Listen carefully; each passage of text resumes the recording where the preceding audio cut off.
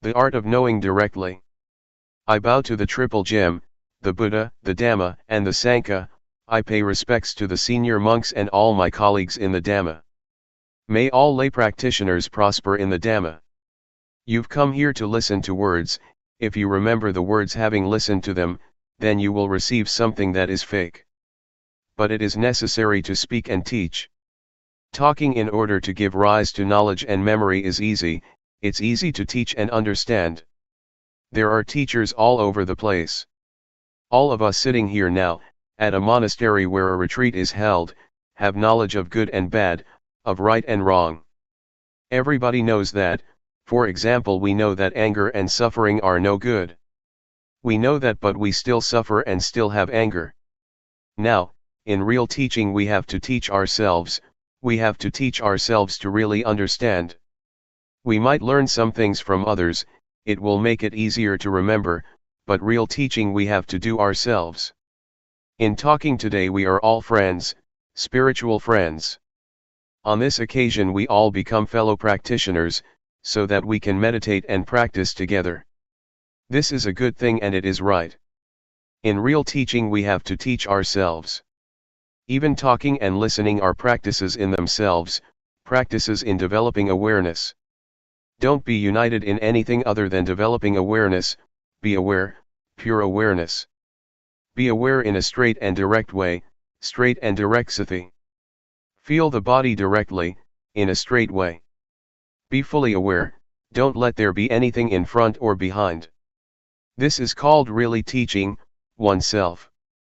Let awareness move around, let it be with the body, with rupa. And let awareness see the mind.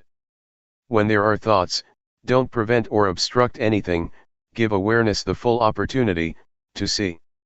As for the body, know directly and straightly, know purely. Use and search for whatever ways that makes you have awareness within your body. Make it direct and straight, know immediately. But some people don't do it like this. Before, I was the same myself, I didn't know directly and straightly. I reserved it and knew other things and there were thoughts. Why do we do it like this? One goes and uses reasoning, figuring out what is right and what is wrong. Like this is right. There is like and dislike. Why do we practice like that? What's the point of knowing this and that? For example, when we are aware, we ask ourselves, am I aware or not? Is this sati or not? Is this kind of knowing, awareness? Or is it thought? Sometimes we're thinking, and we don't know what awareness is, and so there is a division all the time. Reasoning and perceptions of right and wrong come to interfere with practice, and so one doesn't practice fully. No, no, no, no, be aware. When you start off practicing you shouldn't use reasoning and think about what is right and wrong. Don't do it like that. Know directly, using whatever method that makes you be aware of either the body or the mind. Don't concentrate. Don't think about right and wrong before you experience right and wrong, don't think about being and seeing before you actually are and see. That's not it. It is wrong when something is wrong, it's right when something is right, you are when you are, and you see when you see. Be aware directly, don't concentrate and don't use reasoning. You shouldn't think, from now on there is no need to think. When there is awareness of the body and the mind for a long period, seeing automatically occurs. This is not called thinking, it is called discrimination, Dhammavidyaya, or orderly reflection, Yoniso manasikara, it differentiates and wisdom knowledge or wisdom arises by itself. This is called practicing directly, for example we raise the arm or we turn up the hand, just know it directly. Feel your arm moving, feel your hand moving, feel the movements. Actually, this method that we're practicing was different before. In the past it was not practiced as we do now. But Luangpor Teean adapted it, making it more practical. In the past it was called the method moving stopping, in Thai, ting ning. One would put the hands on the knees, turn up the hand and think or inwardly recite, moving, ting, and when a movement would come to an end, stopping, ning, ting, ning, ting, ning. They would use it like a mantra, a word to keep reciting mentally. This is not direct, it's not straight. There are still these words that obstruct the immediate experience of the movements. Luangpor Teean developed this method by not having any recitation, just feeling directly, being aware without using words, just feeling. Doing it like this, one knows. The characteristic of feeling is to know specifically, but it is not a poking kind of knowing. One knows. Luangpor demonstrates it at the same time, know like this, don't fix on things. Some people know in a concentrated way, they concentrate and follow the movements, this makes awareness into something with a time span, whereas awareness should be momentary, moment by moment. Doing it like that, it becomes into a practice in tranquility meditation, which it should not be. That may well make one feel uncomfortable and discontented, or stiff in the chest area, sleepy or all tense. To know directly is to know in a cheerful and clear way. Knowing. In one sequence of movements one knows 14 times. This is pure knowing. Don't let there be any separation, let the quality of knowing really contact the body. Let them really come into contact with each other. When one knows in this way, one will become skilled for sure. When there is experience, for example our hand often comes into contact with something, we are bound to become skilled. I used to be a little bit of an artist as a musician. It is an art in itself to contact with one's fingers the holes of a flute or the hammer of a xylophone. The fingers contact the holes of the flute and the most melodious sound is brought out. But when we push too hard it is a kind of concentration and the sound will not be as good. If we go and count the holes in the flute we can't play well, because the finger movements have to be just right in order to produce the right tone. Being aware and contacting the body directly and straightly, is an art. There is no need for reasoning, know in a pure way. Know in a sober and clear way. When you really make contact with the feeling it is an art, you will be skilled in it, and you will know crystal clear. To really contact and feel the body is not just ordinary knowing, it is development in itself. We might compare it to having a livelihood. When we're not doing it right we waste a lot of energy. When we know the movements through reasoning, through concentrating or by forcing ourselves, then we waste lots of energy. Some people put forth effort, doing both the formal practice of sitting and walking meditation, and their faces go all sour, they're all tensed up, that's too heavy. When we do it in the right way it is not heavy, rather, it is light, comfortable and we feel cheerful. Doing it like that one tends to forget the time. But some people force themselves too much, that's neither straight nor direct. Awareness is happiness and justness from the beginning, it sorts things out for us by itself, and it makes one feel and recollect clearly, step by step. Be in the middle, watch inside as well as outside, don't go in, don't go out. When I was a kid, I used to go with my mother to plant melons and beans. When the rains would start and my mother would plant the seeds, she used to say, if people eat it, it is merit, if birds eat it, it's a gift, if birds eat it, it is merit, if people eat it, it's a gift. This attitude makes one feel at ease. But without this attitude, we may do things thinking this way and that about making a profit or making a loss. This is wasting energy. Sometimes we even count the days, I've practiced so many days already, and I still don't have any knowledge. Some people do know, it's so easy for them. One gets bogged down in thought like this and one cooks things up. The result is that it is our thinking, our delusion that is practicing Dhamma. We practice but we still get deluded. We know and then we don't know, we stay with the knowing and then we are without the knowing, we're doing it wrong and then we do it right. When one is caught up in thought, how is one going to see thought? It is like being inside a cave. When I first started to practice, Luangpor Teean told me to go inside my hut and said, "Close the door." "It's closed, Luangpor." He asked, "Do you see outside?" "I don't." "What do you do in order to see inside as well as outside?" "Open the door, Luangpor." "All right, open the door." I opened the door and stood in the middle of the entrance. Luangpor Teean asked, "Do you see outside?" I said yes. "Do you see inside?" "Yes." "This is the way to do it like this." Having said that, he disappeared. What does it mean?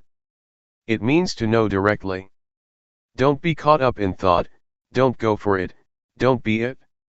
Don't be the one who is wrong or right, the one who gets or doesn't get. If it is like that, it's like there is a screen preventing us from seeing, there is no directness, no straightness. There is no openness and nothing is revealed.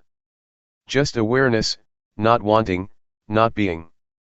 Try it out, knowing directly. Take one step at a time. Know directly, don't figure out what is right and wrong, don't go for attaining and not attaining, there is nothing to attain, there is nothing to not attain. There is nothing right and there is nothing wrong. If there is just pure awareness, there is no right and wrong, there is no knowing, and there is no not knowing, there is only just pure awareness. Give awareness the full opportunity. Just as with planting rice, if we don't plant it well, it won't come up. It's the same with chilies, eggplants, and fruits, they need to be planted properly. But if we know how to plant these things, it will be just right and there will be a balance, the roots will sprout and the plants will establish themselves. If we plant them in the wrong way, the roots won't flourish and they may break, the wind blows and they shake about.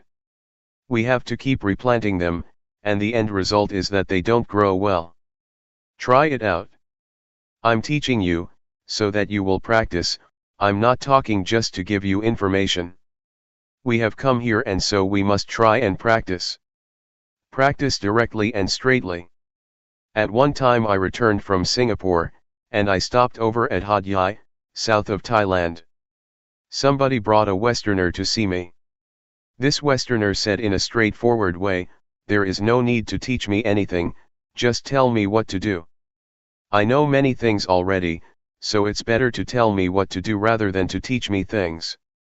What do you think of that? I feel that that is very good.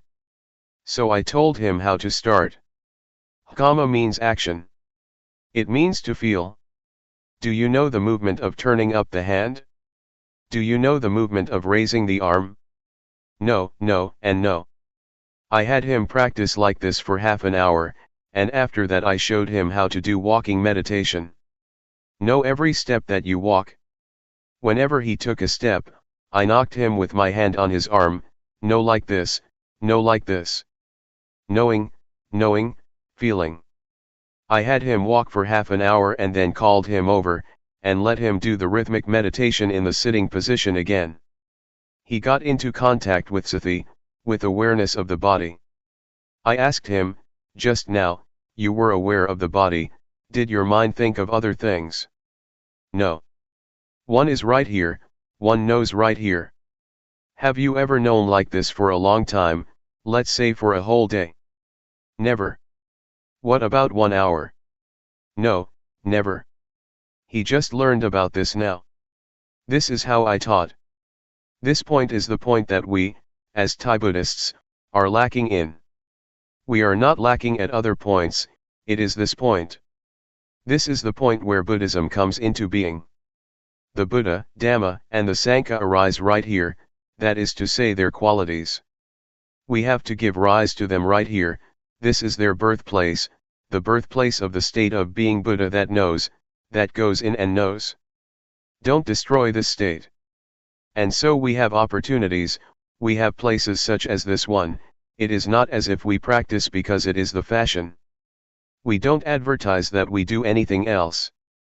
To perform rites and rituals, make merit and offerings and so on is not the right way. To do it right in line with real awareness, one has to practice like this. We have to spur each other on to practice, to live like this. The activities of Buddhism have to start off with this method, we can't deny it. We need places and the environment, and we have to persuade each other to come and practice like this. In the mornings and evenings, there are Dhamma talks as well as practice, this gives good encouragement. And so we come together to practice in this style. What I'm saying now is not for memory, it is for practice. Putting it into practice in our bodies and minds, coming into contact with ourselves. When I use the word sati, we know, we feel it at the same time that we hear it. The things I talk about exist in us, they are there, in all of us. The more I talk, the more we see ourselves. What do we see? We see what I'm talking about. For example, feeling, we all feel, even when we don't do anything in particular. When we are skilled, we don't necessarily have to make movements with the hands and arms, we just sit there. Feelings are there already, the blinking of the eyes can be felt, breathing can be felt. The quality of knowing that knows the blinking of the eyes, is feeling, it is sati. The quality of knowing that knows breathing, is feeling, is sati. Even when we don't do anything special, there is awareness, no matter where we are, even when we just sit there, there is awareness. Spiritual friends, inner sages, the paths and fruits of practice. May the words I speak be your spiritual friend, Galyana Mitta, awareness is our spiritual friend. Associate with these things, associate with the sages, I don't mean to associate with this or that person, that is good also, those are the external sages, but the real sage is within, awareness. Try to associate with awareness for 7 days. To know directly and straightly is called, associating with the sages. Do you see that? When the Buddha expounded the first discourse, Dhammajjokhappavatthana Sutta, to the group of 5 disciples, the Brahmin Gondhanyo, opened his Dhamma, reached the first stage of enlightenment. He was the first monk disciple of the Buddha. A few days later, the other 4, Vappa, Padya, Mahanama and Asachi, also opened their eyes. The Buddha pointed to and talked about, the 2 extreme modes of practicing which should not be followed through, Gamesu Gama Sukali Kanu Yogo, and Athahki Lamatanu Yogo. The path is the middle way, the path for the mind to walk, the path of the mind is called, Magga. Magga or the path, is this awareness. Awareness or the quality of watching, of seeing, of knowing, is called the path. Whoever is always aware is walking the spiritual path. The path is a vehicle, it is as if one rides in a vehicle that leads one onwards. As the Buddha mentioned the path, Gondhanyo was practicing in awareness. Finally, the Buddha presented the Anathalakkana Sutta, the discourse on the characteristic of not-self, as follows. Is form permanent? Answer, no, it isn't. Does something that is impermanent have value or not? It doesn't. Should something that is qualityless be clung to, as a self or oneself? Obviously not. This way of teaching by the Buddha, by inquiring, is not telling people, rather, people see for themselves. This is teaching in order to see, in actual fact, one teaches oneself. Another person can teach one to know, but in order to be, one has to teach oneself. Can you do it now? Do you have awareness within your body yet? Try again. When walking, feel it, feel it. Sometimes thoughts come up. What do you do when that happens? Well, be aware. Be aware. Focus. Know the body, as it is moving. When there is awareness, are there still thoughts coming up? Can you solve the problem this way? Can you change thoughts into awareness? You can. As soon as awareness arises, the thoughts stop. So, know the movements of the body well. A thought comes up one time and one knows, the body, one time. This knowing is the right way to teach oneself. Teach yourself often. The more thoughts the better. But some people are interested whether the thoughts are right or wrong. They think that thinking is wrong. On thinking, see the thought, there is no right or wrong, there is just seeing, seeing thought, knowing thought. As soon as one feels that there is a thought, everything comes to an end. On seeing thought, skill arises. The state of seeing thought, seeing it often, is an art. It is like seeing somebody's face. When you see somebody for the first time, you might forget again, but when you see somebody many times you become familiar. This not just ordinary knowing, you know his or her character, what kind of person this is, whether you should connect with him or her or not. Some people see thought, and think that it is wrong. When a thought pops up, it's wrong. This is wrong understanding. That's not right. This is similar to that time, that I was up at the monastery on top of the hill at Bohom village, Luangpor Teean's village, in my early days of practice. Luangpor Teean wanted me to stay there at that time. There were many people practicing. I was doing walking meditation with another monk. He was lower than me because it was a hill. When he got tired he sat down, and then I heard these strange slapping noises, pat, pat. He slapped his own head with his slippers. I walked over and asked, "What are you doing?" He said, "The mind thinks all the time, I don't know why, it's crazy." This is not seeing thought anymore, he got caught up in it for sure. He was punishing himself for it.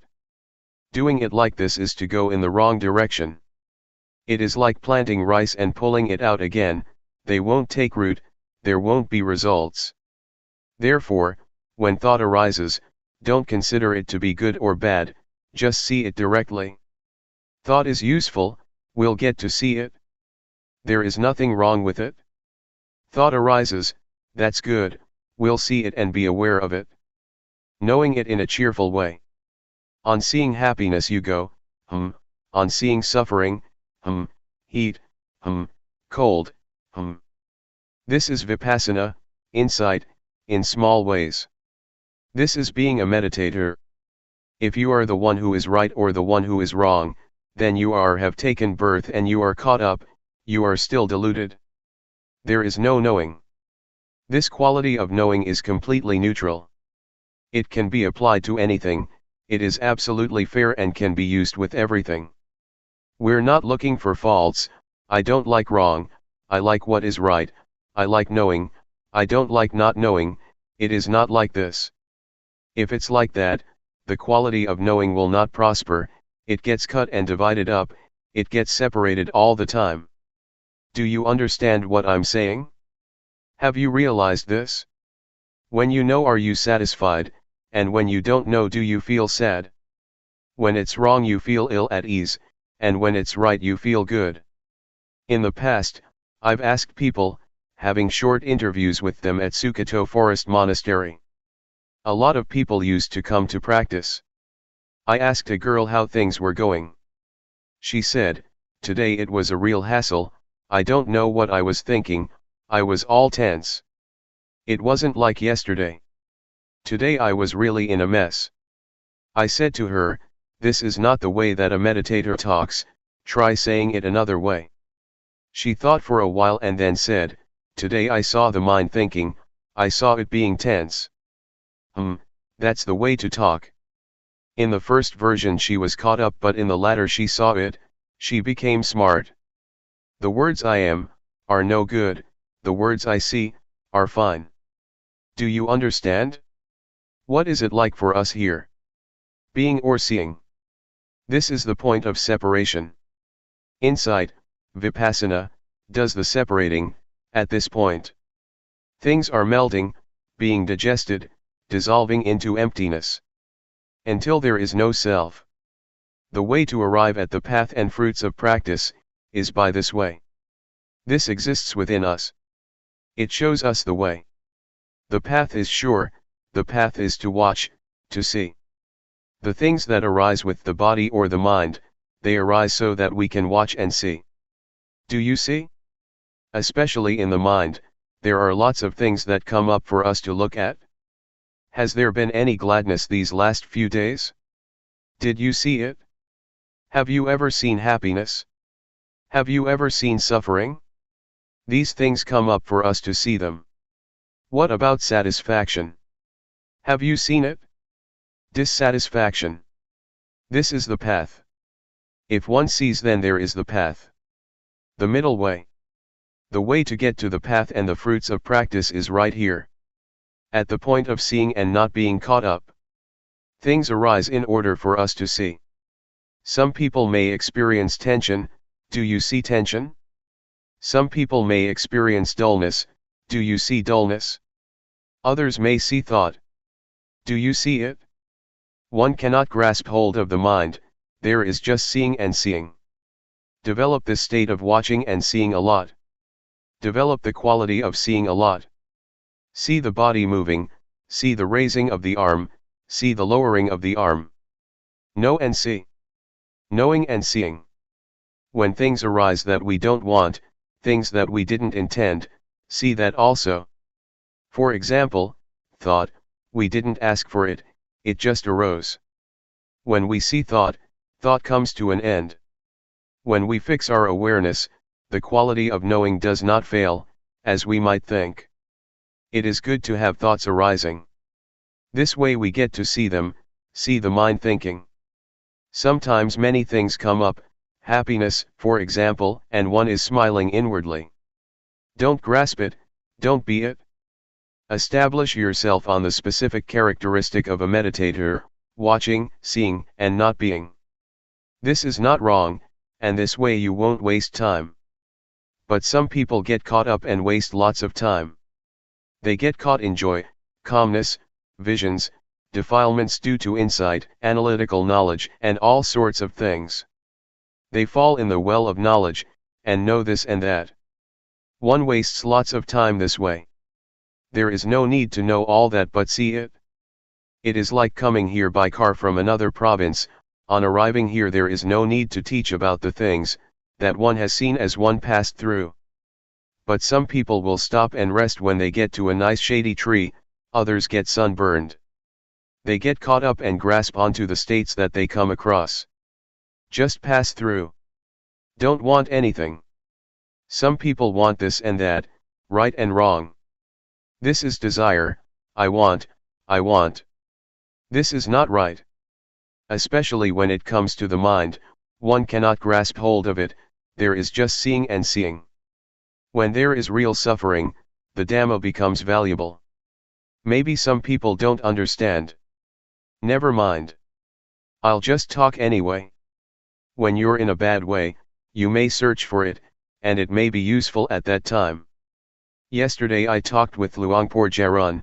He said, with what I'm saying I'm not giving people knowledge now, that may not be possible, but in another 20 to 30 years from now, people may come to realize it, or when they are down and out, because they have heard these teachings, they may look for a way out and practice until they know. For example, I say, don't be caught up, watch. Maybe, when we bear great hardship, we suffer and it hurts a lot, that we recollect what I said, watch it. And then we watch. The state of watching will probably help to solve the problem. When we come into contact with the state of watching, we might be released and liberated from that condition. We may be able to let go and put things down. At present, there may still be plenty of excitement for things, maybe we want this and that, there is no suffering yet. But when suffering arises, Dhamma will be valuable. So I'll talk just in case, so that you may hear it. But actually it is not beyond us to practice, and that is why we meditate. Intention is what classifies beings. Let's start from here. We watch the body, really feel and make contact with it. Sometimes, as we're watching the body, something comes to interfere and it makes us lose it, it incites delusion. thought for example, or drowsiness, and the various hindrances. 5 hindrances are listed by the Buddha, namely sensual desire, ill will, sloth and torpor, restlessness and worry, and doubt and uncertainty as the last. It is our chance to see them, to see that which is wrong and that which is right. See both right and wrong. This is called having arrived on the path. The things that make us deluded, such as the hindrances and proliferating thoughts, will be seen by us. But some people go and get caught up in them. These things are not without value, they teach us valuable lessons when we get deluded. But some people judge delusion, considering it to be wrong. This is a cause for failure in practice. It is not like that. When there is delusion we give rise to knowing, this is a valuable lesson. In this way we get experience, the moment delusion is there once, we have one valuable experience. When many thoughts arise that induce delusion, or sleepiness, we know, and we relate to these things in the right way. These things then have value for us. It is like learning at school, the teacher teaches when the children make a mistake. He or she teaches how to write the letter A. When a child writes an E, the teacher sees that it is wrong and corrects it. This way the children learn to correct their mistakes at the time that they make them. This is valuable. But if a child makes a mistake and the teacher doesn't teach, it is bad fortune for that child. We are the same, when there is something wrong, and we are the one who is wrong, this is our misfortune. But when something is wrong and we see it, and we solve the problem, this is our good fortune. Mistakes are teachers. But what someone else says is wrong is another thing. As we practice here, we know our own mistakes. Whenever we see something wrong, we change it into right. When we see suffering, we change it into no suffering. When we see anger, we change it into non-anger. This is up to us. Others can't help us with it. Others do not see the thoughts in our minds. But we can see it. Other people don't see the anger, desire, delusion, defilements, craving, lust, and torpor in our minds, we have to see it ourselves. We might see these things in other people a little bit, from external expressions, but there is nothing we can do about it. But when we see these things in ourselves we can solve it. Try it out. Don't think you are powerless. As soon as sleepiness comes up, one yawns and drops off to sleep. This is called falling for it. If you get easily sleepy, then find some way to do something about it, don't just give in to it. Fight it a bit. Try looking up to the sky or the top of a tree, look around you, look far away in the distance. Imagine it is daytime, that's not the time to lie down. This is the time to practice, nighttime is the time to lie down. If it doesn't disappear, then get up and wash your face or take a shower, fight it a bit. Don't sit there nodding about. If that is the case, you've really lost it. We have to be awake. Open your eyes, fully, and be aware. You can do it. It can be changed, it can be solved. Meditation means to do good a lot. The words hapathipati in Pali language, and hapathipat in Thai, mean to practice. The prefix, hapatha, means to come back, to return or to solve. It is not a matter of doing sitting and walking meditation all day long, but never solving the problems. One thinks for an hour or two while practicing, that is not putting forth effort. It is laziness.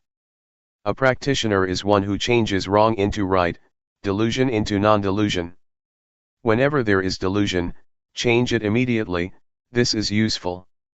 When something is wrong, change it, know it immediately, practice. To practice is to change. Meditation means to do good a lot, make that which is harmful into something good. This is called meditation. What is goodness? Awareness that we're training ourselves in is goodness. Perform this kind of goodness and do it a lot. Recitation is to keep a certain word in the mind, for example, Buddho, Sama Arahant, etc. In the past, I learned verses. I had to recite in order to become invulnerable. That is recitation. Sometimes we use the wrong word, we may call the recitation of the word Buddha meditation. It is not. It is recitation. As for the word meditation, it means to cut off, to just be aware, to feel movements with sati. Now is the time to practice. I've already explained how. Know what arises, don't know at any other place. In the beginning of the training, know at the body, not anywhere else. Take the body as the sign. Consider the body as the material or tool to produce awareness. The body is part of nature. When one sees the body, one has to see the mind too. A person consists of a body and a mind, and so this is what we learn from. These are our scriptures. The path, the fruits of practice and nibbana are right here. The hell realm, the hungry ghosts, and the thick-headed demons, are to be found right here. Realize this. Don't be fooled by things. Don't let the body or mind fool you. This mind can be developed to the end, until there is no more suffering. To be aware is to study. Awareness or sati will become skilled in the ways of the body and mind. It is right here where you will finish your studies. Students study at various institutes, when they finish they have what you call a PhD. But awareness is the real study. The word study means to integrate. One sees sila, samadhi, and jnana. It is awareness that studies the body and the mind, until it is skilled. It could be called full knowledge, jnana. As I said this morning, there are three kinds of full knowledge. 1. Yatha jnana, full knowledge by way of recognition. 2. Dhyana, full knowledge by way of clarification. This is rupa, this is nama, this is suffering of rupa, of nama, this is disease of rupa, of nama, this is convention, constitution, and ultimate meaning. 3. Upahana, full knowledge by way of abandoning. Some things in the mind can be absolutely abandoned, completely changed. The mind can be developed, don't think it is a hopeless job. As I said before, someone who is angry is at the end of one's rope. If not, then there is no problem, just normal. The state of watching is normality. Normality is the spiritual inheritance. Complete normality, until there are no more changes. Until it is stable. Attain to this state. You have the right to. The thing that leads one to normality is the state of watching, watching and seeing, and having seen not being caught up. The mind returns more and more to normal, it becomes pure. The pure mind does not get concocted. This is the spiritual life. The spiritual life doesn't mean a shaven head and yellow robes. The living of the spiritual life is this. Awareness. Knowing a lot, knowing often, being aware often, and the mind will gradually get purified. When the mind is pure, and stealthy thoughts come up, it doesn't want them, they are wrong. When anger arises, it doesn't want it even more, it is wrong. Restlessness, defilement, and worry, that's not it. That's not normality. The mind is like that, if it is not right, it doesn't want it. The mind sees and solves, it sees and doesn't want. But some people don't know, they'll take on everything. They go for happiness, delusion, like and dislike. They get caught up in all things. This one mind can be caught up in thousands of things. Then there is no freedom. No spiritual life. No purity. No normality. This way of practicing of us, has definitely not changed for over 2,500 years, it still stands up to verification, it is a science because it stands up to verification. The religion that will lead the world is Buddhism. These days, scientists say that the religion that will lead the world is Buddhism. Women will lead society, men will be followers. Buddhism will be the leading religion. Especially this method of using movements through the rhythmic meditation, is very popular with educated people everywhere, both in Thailand and abroad. The reason for this is that it can be experienced, it is because we teach people what is true. Try it, raise your arm, do you feel it? This method of knowing challenges people, it can be proven, there are results.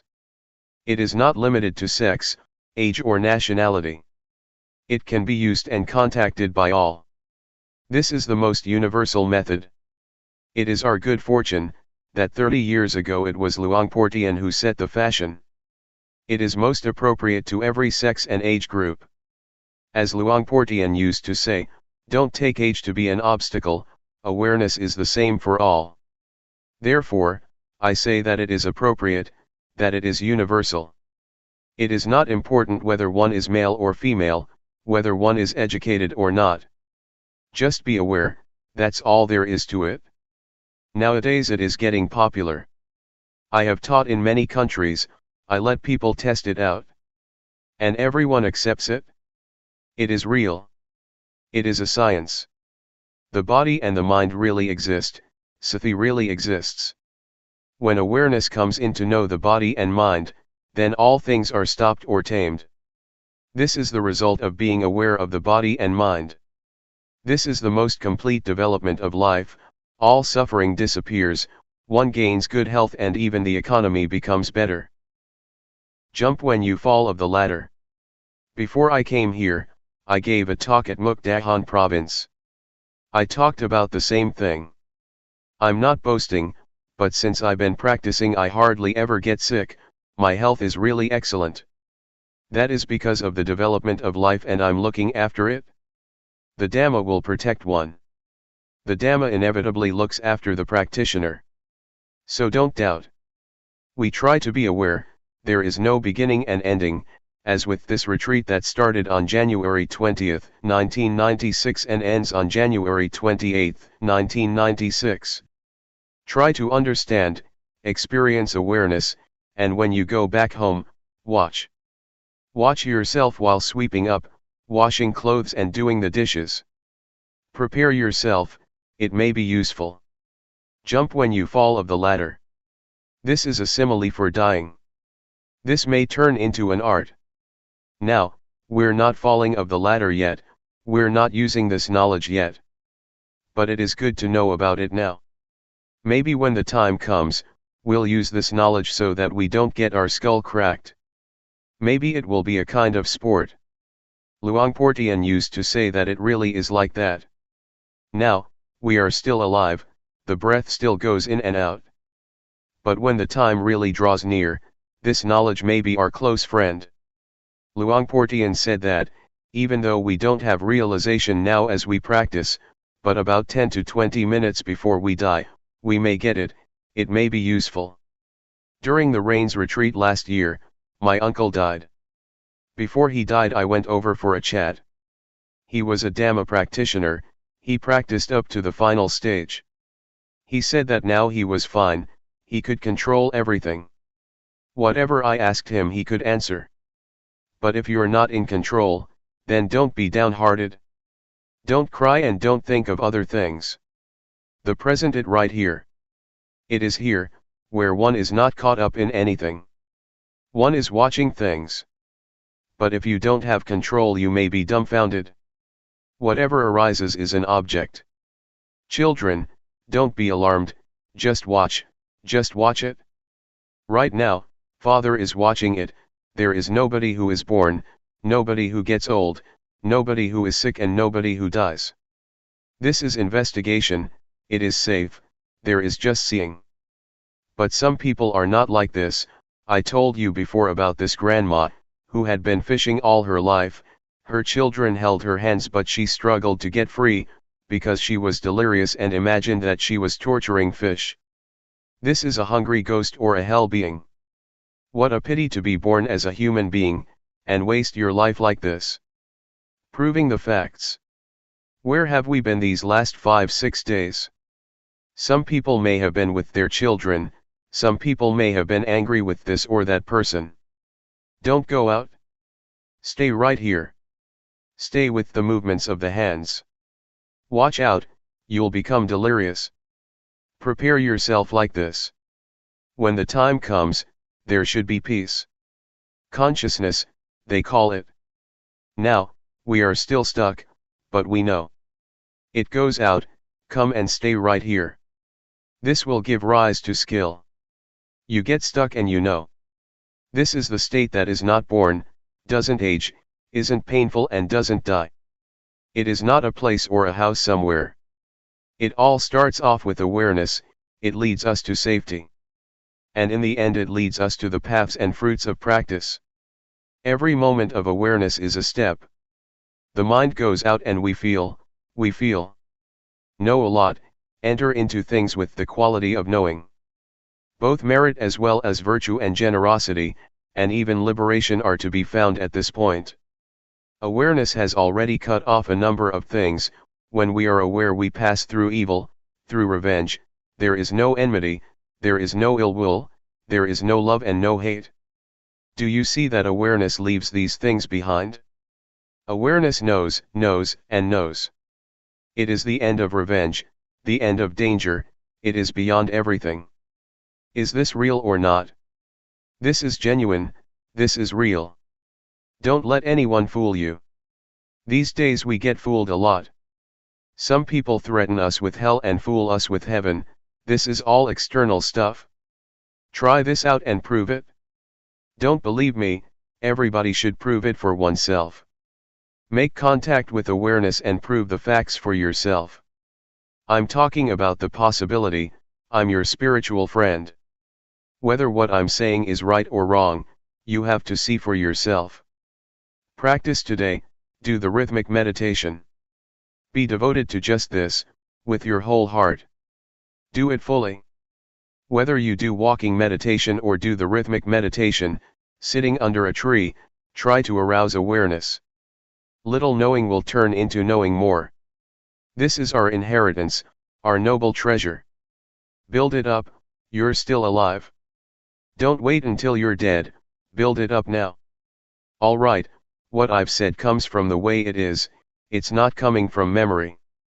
The things that I've been talking about, exist in everybody who is sitting here. With good intentions towards all beings that are determined, may all good qualities and the goodness that we have performed, be the power that will support and send you to the realization of the way it is, which is safety and immortality, no birth, aging, sickness, and death. 2 Dhamma fragments. A. Instructions. B. The straight way. Instructions, given at Buddha Mandala. The formal practice is really a formula in itself. One lifts up one's hand and one really knows. Raising the hand, one knows, lowering the hand, one knows, moving the head, one knows. No need to ask anyone. It is to be experienced for oneself in the moment. We know and see ourselves. We don't have to wait for even a split second. Turn up the hand and know, raise the arm and know, it is immediate. This is the real thing. What is real has to be verifiable, it is not a mind-made image. Don't go and think that it should be like this or that, just try it out and really experience it. Be aware. If you make the movements just right, one movement takes about 1 second. So in 14 seconds you complete one cycle of 14 movements, that is knowing 14 times. An hour is 3,600 seconds, if we know every time, then that is 3,600 moments of awareness, using the form of the rhythmic meditation. That's a lot. When there is knowing, there is no delusion.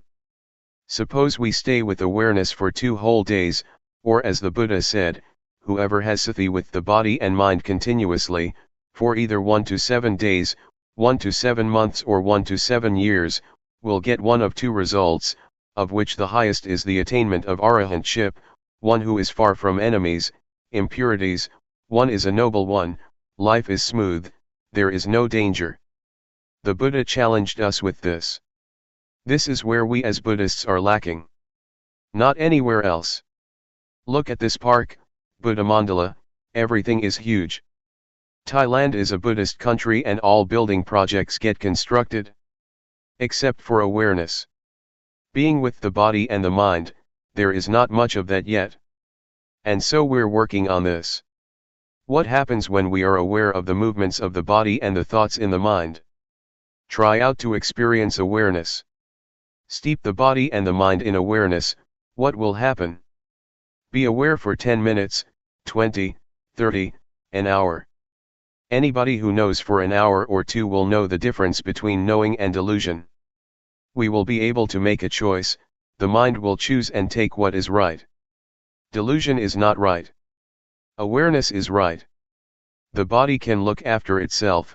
When it is hot we take a shower, when it is cold we put on more clothes, when it is hungry we find something to eat, when it is tired we take a rest or a sleep.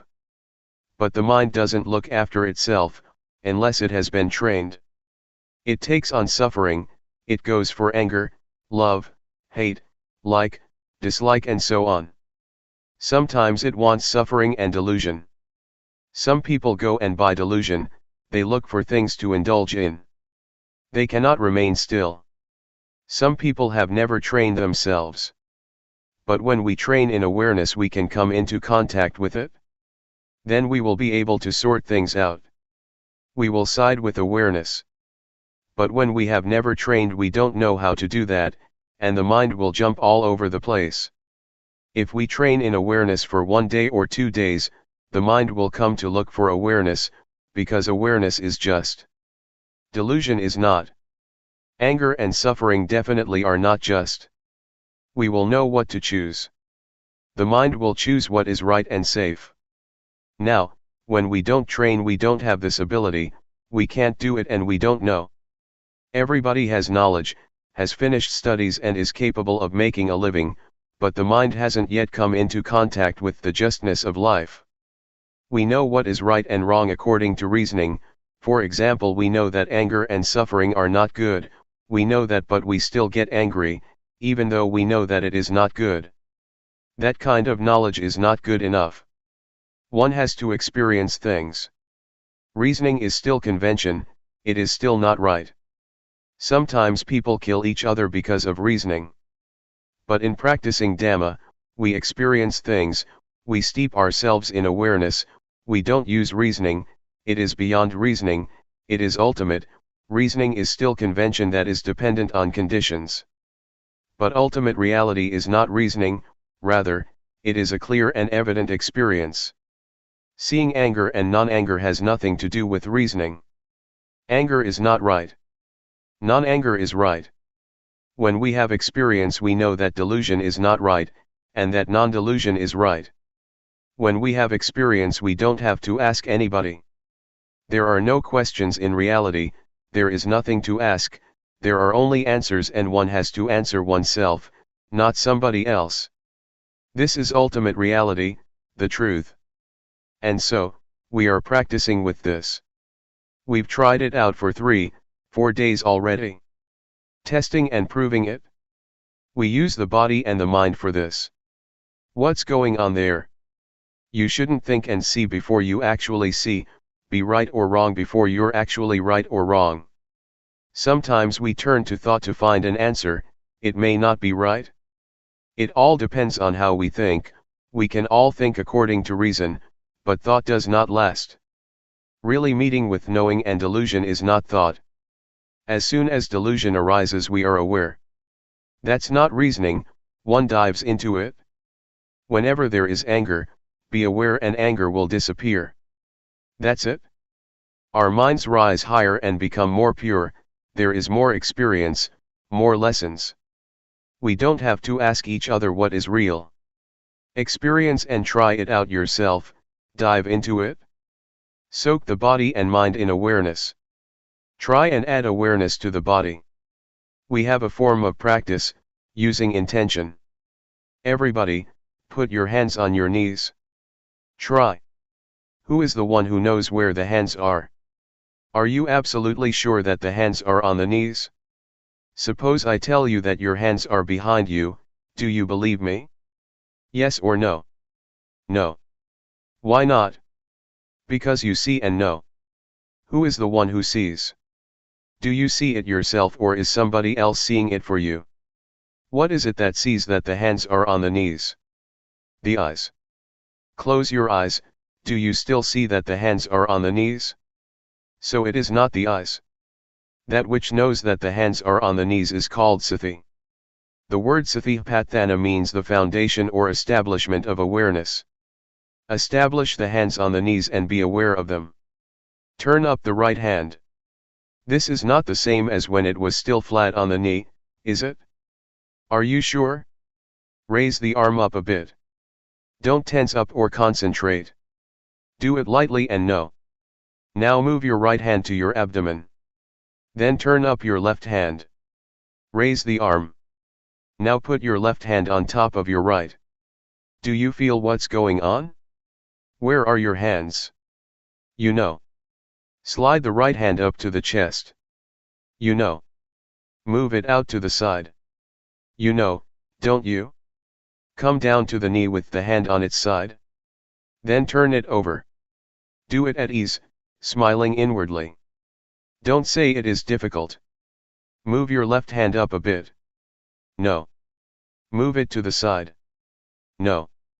Lower it to the knee. No as it comes down. No as you turn it over. Each time there is awareness. If we would count, we would get 14 times, 14 movements, 14 moments of awareness. Make it into a rhythm but don't count. No, no, no. No each second. Don't do it too slow. When you lose it, come back. Feel the hands. Don't lose it, don't concentrate, don't count. Know each time, as separate movements. This kind of knowing is not a continuous state, that would be tranquility meditation, and one won't see thought because it doesn't arise. But this kind of knowing is just knowing for a moment, from moment to moment. We are not afraid of thought, we'll get to see whatever arises and we'll return to awareness. Awareness is not thought, it is an experience. It is not memory. Even though the mind thinks at times, we know. Whenever thoughts arise that we didn't intend to think, thoughts that arise by themselves, don't follow those thoughts. Come back to the body, the hands, the mind goes off over there but we return to the movements. Don't lose yourself in thought, when you do, or you lose yourself in painful feelings or tiredness, then try to come back to the movements. The meaning of practice is to come back. Find a point to establish awareness. It may slip off again and again but we come back again and again. It gets better and better. It is like a baby trying to stand, as soon as they fall over, they will try again. They fall again and they try again. This makes babies firm, training in walking and sitting makes them strong. Don't help them, let them get up by themselves. Tell them, get up, get up. Don't go and help them. We are the same, when we lose it we come back. Come back to the place to establish awareness, we have 14 such places. Keep doing that. It's only ordinary, that someone who has a job to do has some obstacles. People who work have aches, pains, tiredness and sweating but they keep on working. Or farmers who are out in the sun, they have to continue planting rice, no matter what. Developing awareness is the same, sometimes we have aches and we're tired, but don't let that stop you from making effort. Just know it and come back. Some people work at an office for hours on end, they had to train in that also. When aches arise one has to adjust oneself. Don't let those feelings have power. Don't let them stop you practicing. To see them and to come back is to build up patience and strength in itself. It is to accumulate experiences and lessons. Sometimes we may get sleepy, try to wake yourself up. Stir up awakeness. Whatever method works, there is no fixed way. You might get up and walk, you might look up in the sky, you might rub your face with your hands or wash your face. Don't give in to the extent that you just forget about awareness. It is good to train with this, sleepiness will teach us. Delusion and suffering will teach us. Whatever arises we use for training in awareness. Sleepiness, aches, delusion and thoughts, all are objects for awareness. They are all teaching us. We get plenty of teachings, because awareness is that which solves the problems of body and mind. Awareness is truth. It relates to the body and mind differently than, for example, medicine. For a specific disease such as a stomachache, one has to use a specific medicine. Awareness can be applied to all affairs of body and mind. Sleepiness, delusion, and thought make us aware. Developing awareness is really extremely convenient. Everything is an opportunity to know. Blinking the eyes and breathing can be known. Apart from the formal rhythmic meditation, you can train with this and with that. Sometimes too much formal practice can make one weary. We should change the posture then. Adjust yourself a bit. If we have been in the same posture for too long, we should make some change. Start anew. Make awareness prominent. A movie maker doesn't stay with one scene for too long. If sitting for a long time makes you sleepy, then get up and walk, so that the quality of knowing becomes clear. Don't let sleepiness and delusion become clear. Keep adjusting. Do it a lot and awareness will become distinct and big. It has power now, it is easy to know. When we can't do it yet, it is easy to be fooled. When delusion is mighty, it is a burden, and so we try to train anew, and make awareness precise and clear. Don't just go through the movements of the rhythmic meditation, do it with awareness. If you're not aware, then don't make movements. Do it slowly, be attentive. Jack up your heart, make it firm. No, no. Really no, don't just go through the motions. This will make you familiar and it will be easy to know. It is possible to understand the Dhamma and have realization fast. To know 50% and be deluded 50%, is not a good way to start off, and drowsiness will be a problem. Some people are habitual nodders. You must be awake. Be aware and smile inwardly. Be at ease, set your face, your body, and your heart at ease, don't think that it is difficult. Make yourself comfortable in practicing. We don't focus on what is right and what is wrong. Whatever happens is all right, never mind. A bit of delusion? Never mind. Enjoy yourself.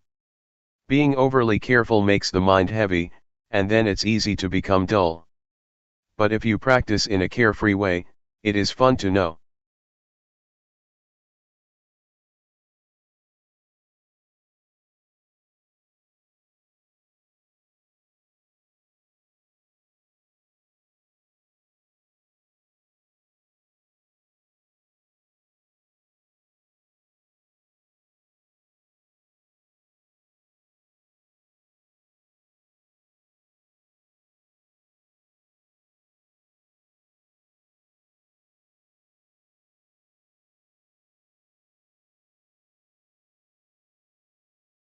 The magic eye. Let's build up the magic eye. Try putting your hands on your knees, you know where your hands are at this moment. Next, turn up your right hand on its side, in a right angle with the thumb on top. You know and see it, don't you? Then lift your right arm up straight, about 30 centimeters. This, you know and see also. Then you put your right hand on your belly button. You know this too. You see this too. Next, turn up your left hand, which is still on your left knee, so it is on its side. You know this, don't you? Then lift up your left arm to an appropriate height. You know it again. Then cover your right hand with your left. Again, you know and see. You know and see exactly where your two hands are. Know it directly. Don't know it by focusing on it, know it in a fresh and spontaneous way. Don't close your eyes, cast your eyes not too far away, and don't stoop over too much. Be aware of your hands. After that, raise the right hand a bit above the left one, you again know it. Whenever you move your hands, know it. Have intention and attention to be aware. Then move your right hand out to the side. This you know and see too. Really knowing, really seeing. Next, lower the right hand to the knee, on its side. Again, you know. Then you turn over your hand, so that the palm is on the knee. You know. Know it each time. Then raise your left hand to the chest. Again you know. Move the left hand out to the side. Do you know it? Lower the left hand to the knee. Know and see it again. Overturn the hand on the knee. Really know and see it? Know what's happening with your body, with your hands. Make your hands into signs, physical instruments that produce awareness. Know like this for a long time. Become aware like this for a long time, find ways to know and see all the time. Besides this, you may change the sitting posture into the walking posture to build up awareness. Walk back and forth. The walking distance should be about 11 paces. Know and see, just as with the hand movements. Whenever you take a step, know it, every time, know every step. Don't concentrate. Know each time as a separate movement. It is as if we count 1, 2, 3, but don't count. Don't inwardly repeat right, left. Don't recite any mantras. Just to be aware of the movement is enough. Know it directly. One shouldn't use reasoning or follow feelings of like or dislike. Experience the movement in a pure and spontaneous way. Don't be tense or overly determined. Let the mind be at ease, cheerful and clear. Be diligent to know. Keep finding ways to know, always. Things that can be known really exist. Wherever the hand moves, really know it. This is not knowing through thinking, it is knowing through experience. We build up awareness with intention. Be diligent to know many times, to know a whole day, many days. When you first set out, you might lose awareness sometimes. Never mind. It doesn't matter. Start again. You can know anew. Have you ever been with this knowing for a whole day? If you had time to train yourself to be aware like this for a week, would that be a good thing? So far, in our lives, have we been with awareness or without awareness? We must change the posture with awareness. Don't just change as soon as a thought comes up to change. Beware of thoughts to change the posture, don't let thought guide you. Let yourself be guided by awareness. Find ways to know and see like this more and more. We determine to watch. We know the body. Various conditions may arise that make us lose awareness. Determine to watch the body as it is moving. But there will be things that make us deluded. For example, feelings, painful feelings arise by themselves, they are conditions of the body. We don't go and look for them, they arise by themselves. See them, don't be caught up in them. Don't let there be a self in feelings, they are feelings by themselves. We have the magic eye now, we are the watcher. Now, and we are no more the one who is caught up. Whatever arises, we look. There is no I, in feelings. Watch and see. They are there, they exist by themselves like that. Whatever comes up, we are the watcher. That there is pain and aches is called Vedana, feelings, in Dhamma language. In ordinary language, we call it happiness and suffering. They are there, they exist together with Rupa, the body. This kind of suffering cannot be solved, it can only be diminished. Relate to these conditions in the right way. Don't get caught in them. They are not a self that should be grasped or held onto in any way. This is the magic eye. We see now that things are just like that. That is the way that they exist. Whether one knows or doesn't, that is how they are. It is their nature to be like that. They are conditioned like that. There is not any self. Next, one will see the mind that thinks, without having to look for it. The mind thinks by itself. It stealthily thinks by itself. We see it again. Don't get entangled in thought. Don't look at thought through thought. We possess the magic eye now. We just watch on and see things continuously. Then we return to look at the body. See the body as it is moving this way and that. As we're moving the hands with intention, as we're doing walking meditation or when we're not moving our hands, when we're in another posture, watch it and see it. Become skilled in watching and seeing. There is just the one who is watching, one doesn't become the one who gets caught up in things. Before, we got carried away with the various conditions. We would lose ourselves with pains and aches, with the heat and the cold, with hunger, etc. But now, we know how to separate.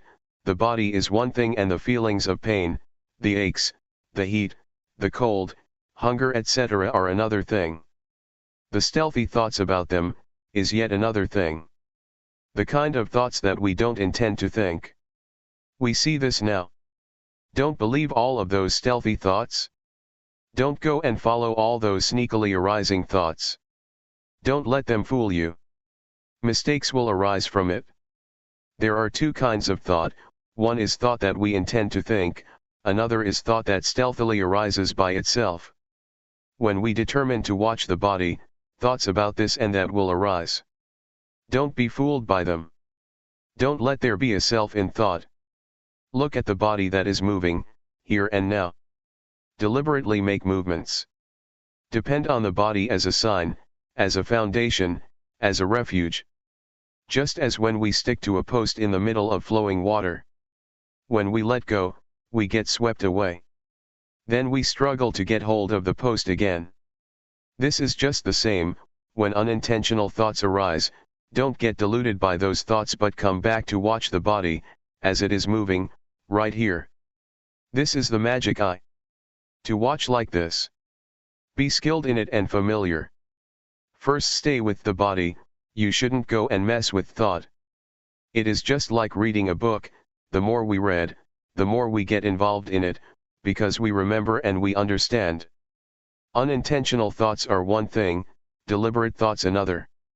Whenever sneak thoughts come up, we are aware. It is as if we oppose the stealthy thoughts. Whenever thoughts arise, know it in time. It means that we are teaching them. We can laugh at and ridicule the thoughts.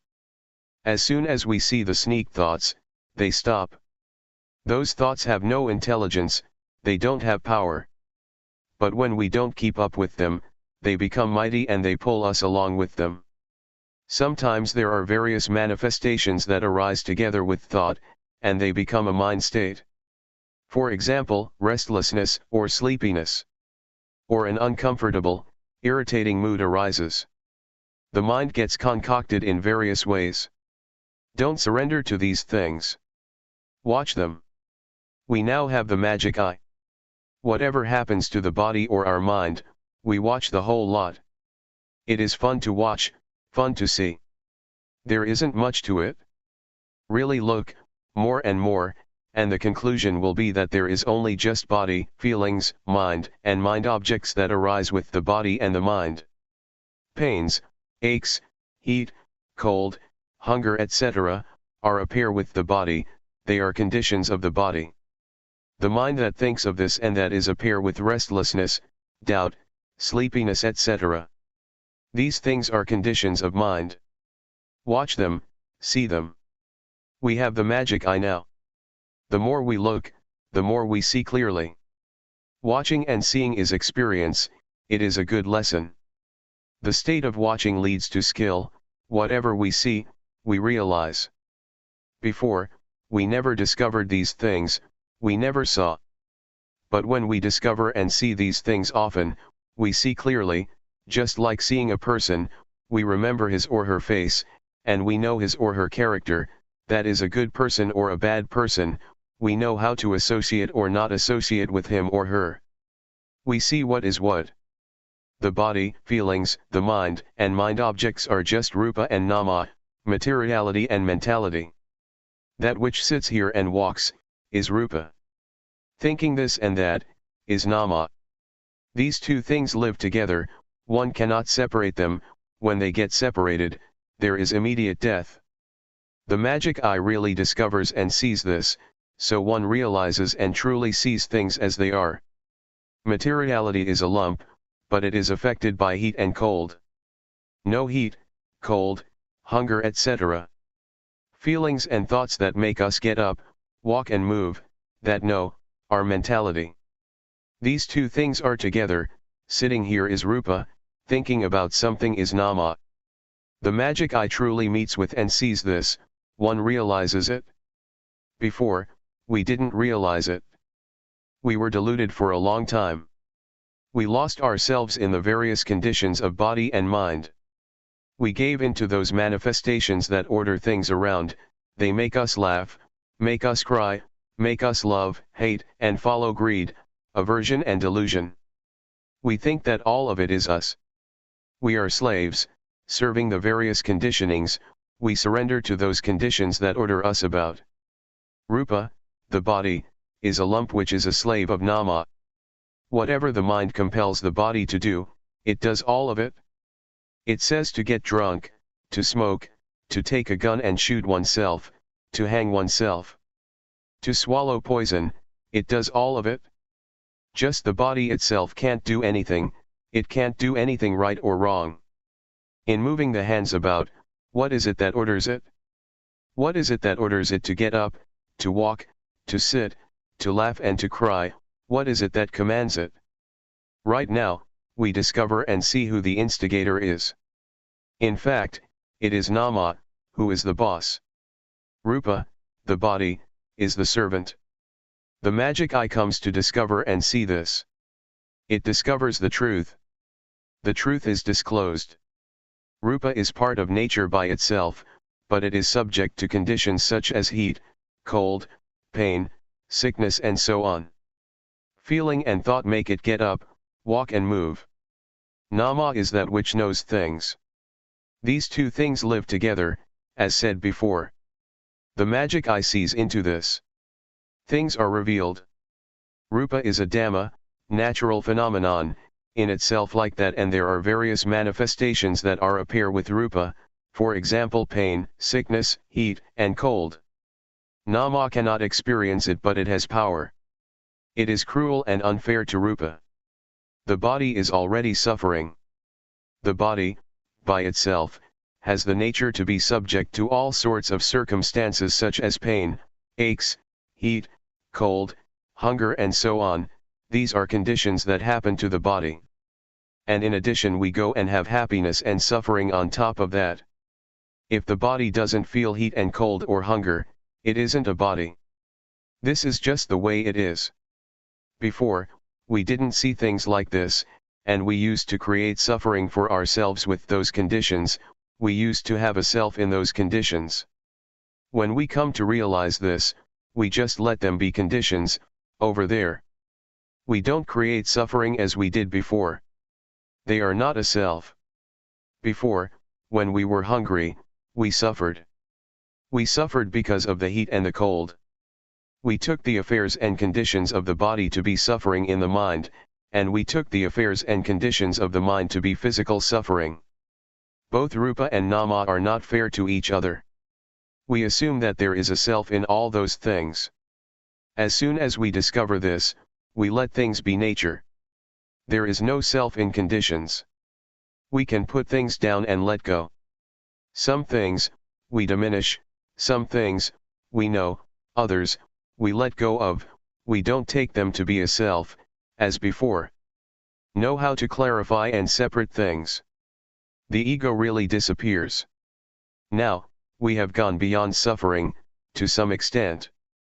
Nama is feeling and thought, it is part of nature and it has different conditions that go with it, just as Rupa. For example, sneak thoughts that cook up greed, hatred, and delusion, uncomfortable feelings of dissatisfaction, they color the mind, Nama. They are not the mind, but they arise together with the mind. The magic eye sees clearly that those things are conditions of the mind. They are not the nature of the mind, they are just conditions only. When we don't realize it, they are a big deal. They have destroyed many people already. People who assume that there is a self in conditions, that it is I, who is angry, I am the one who is angry, and so one follows anger until people come to ruin, and a problem arises for society. The magic eye clearly sees into this matter and can really distinguish between those conditions and the mind. Originally, the mind abides in normality and is pure, but the various manifestations that arise in the mind, make the mind defiled and dirty. This is similar to clouds that obscure the moon, darkness appears and one doesn't see reality. It is like the saying of Angulimala, a bandit who lived at the time of the Buddha and became his disciple. Before, I didn't have realization, I was heedless and blind. But now, I am no longer heedless as before, I have overcome blindness just like the moon that is freed from clouds. The magic eye knows how to separate further the various conditions that happen to the body and mind. They are things that are not permanent. Greed, hatred, and delusion, for example, are not permanent. We can no longer follow them. Especially stealthy thoughts, a thought comes up and greed, hatred, and delusion arise, it turns into defilement and craving, into lust, proliferation, into becoming and birth, of self, they arise and pass away. As soon as we have the magic eye that realizes abreast of the various conditions, it catches them easily. They are no big deal. We see that it comes down to the causes of either knowing or being deluded. There is only just awareness and delusion. If we are aware, everything is normal.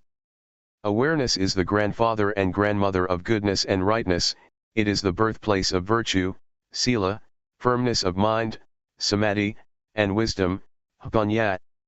Moha is delusion, it is the grandfather and grandmother of everything that is unwholesome, it is the birthplace of anger, greed, delusion, of proliferation leading to suffering. When we are aware, that is, when we have the magic eye, it is just as if we are the owner of a house, we look after the house, when the house has an owner, things are normal and safe. The stealthy thoughts are cruel, they make the mind into a prostitute. The mind without anyone to look after it, without an owner, can think anything. That's how it was, before, when we didn't have the magic eye yet, we didn't see it. But now, we see it, one feels ashamed.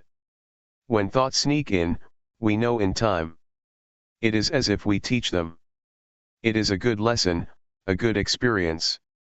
It is like teaching children, when a teacher teaches school children, the teacher teaches whenever the children do something wrong, the teacher solves the mistake for them and they become clever. This is a lesson that is very valuable. May you give a lot of attention to this point of right or wrong, right here is the weak point. Whenever there is something wrong, when we don't see it, the mistake will expand without limitation, and it becomes so familiar that it turns into habit and one can become shameless, doing what is wrong without any shame. Now we have the magic eye and we see the unintentional thoughts. Before, we didn't know, but now we know the stealthy thoughts in time. As soon as we see them, they stop. So we have taught them, we have taught the mind. If there is no watcher, one gets fooled by thoughts. But now we are the owner of the house, we look after the house. Before, it was easy to get deluded by thoughts, but now it is easy to know because we have experience and know in time, we realize that they are conditions and we know their characteristics, we know what their nature is. The magic eye sees clearly that the different conditions that arise with rupa and nama, are not permanent, not sure. They are just like rubbish, they are impermanent, valueless, and they are not any selves. So we don't cling to them as being any self, we throw them in the rubbish bin, that is to say, the three characteristics. The three characteristics of impermanence, valuelessness, and not self, are like a rubbish bin. Impermanence, valuelessness, and non-selfhood belong to greed, hatred and delusion, those things are rubbish. We now have and see the place to discard them. It is like having a rubbish bin in front of your home. When we have a bin, our home becomes clean. Now, we don't have rubbish, as we did before. Before, we had rubbish all over the place, there were stains of love, stains of regret, stains of loss, stains of gain, of desire, anger, delusion, we were filled with these things. But now, it is really clean. The state of watching and seeing, and on seeing not getting caught up in it, is like a garage to repair cars, things really get back to normal, without traces. Let's compare it with a second-hand car, it has been used a lot, it has bumped into things and is completely dilapidated. Now, it goes to the garage. Awareness is the garage. The state of looking and seeing, of not being caught in things, is the mechanic. This restores the body and mind back to normal. It really does. It becomes brand new. It really overcomes its previous state. We stop searching for teachers, we are fully confident because we really make a discovery, we know the direction to go in, we open our eyes. It is comparable to learning how to read. As soon as we can read a little bit and understand what is right and what is wrong, we know how to solve, how to uncover things. To solve problems can be taken to be an art, to change wrong into right, to change suffering into no suffering. To be diligent in turning bad matters into good ones, is what mind development is. On seeing a mistake, one corrects it immediately.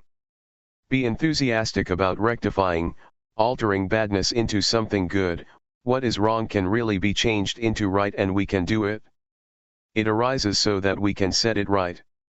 Realize and really see clearly into Rupa and Nama. What is their nature?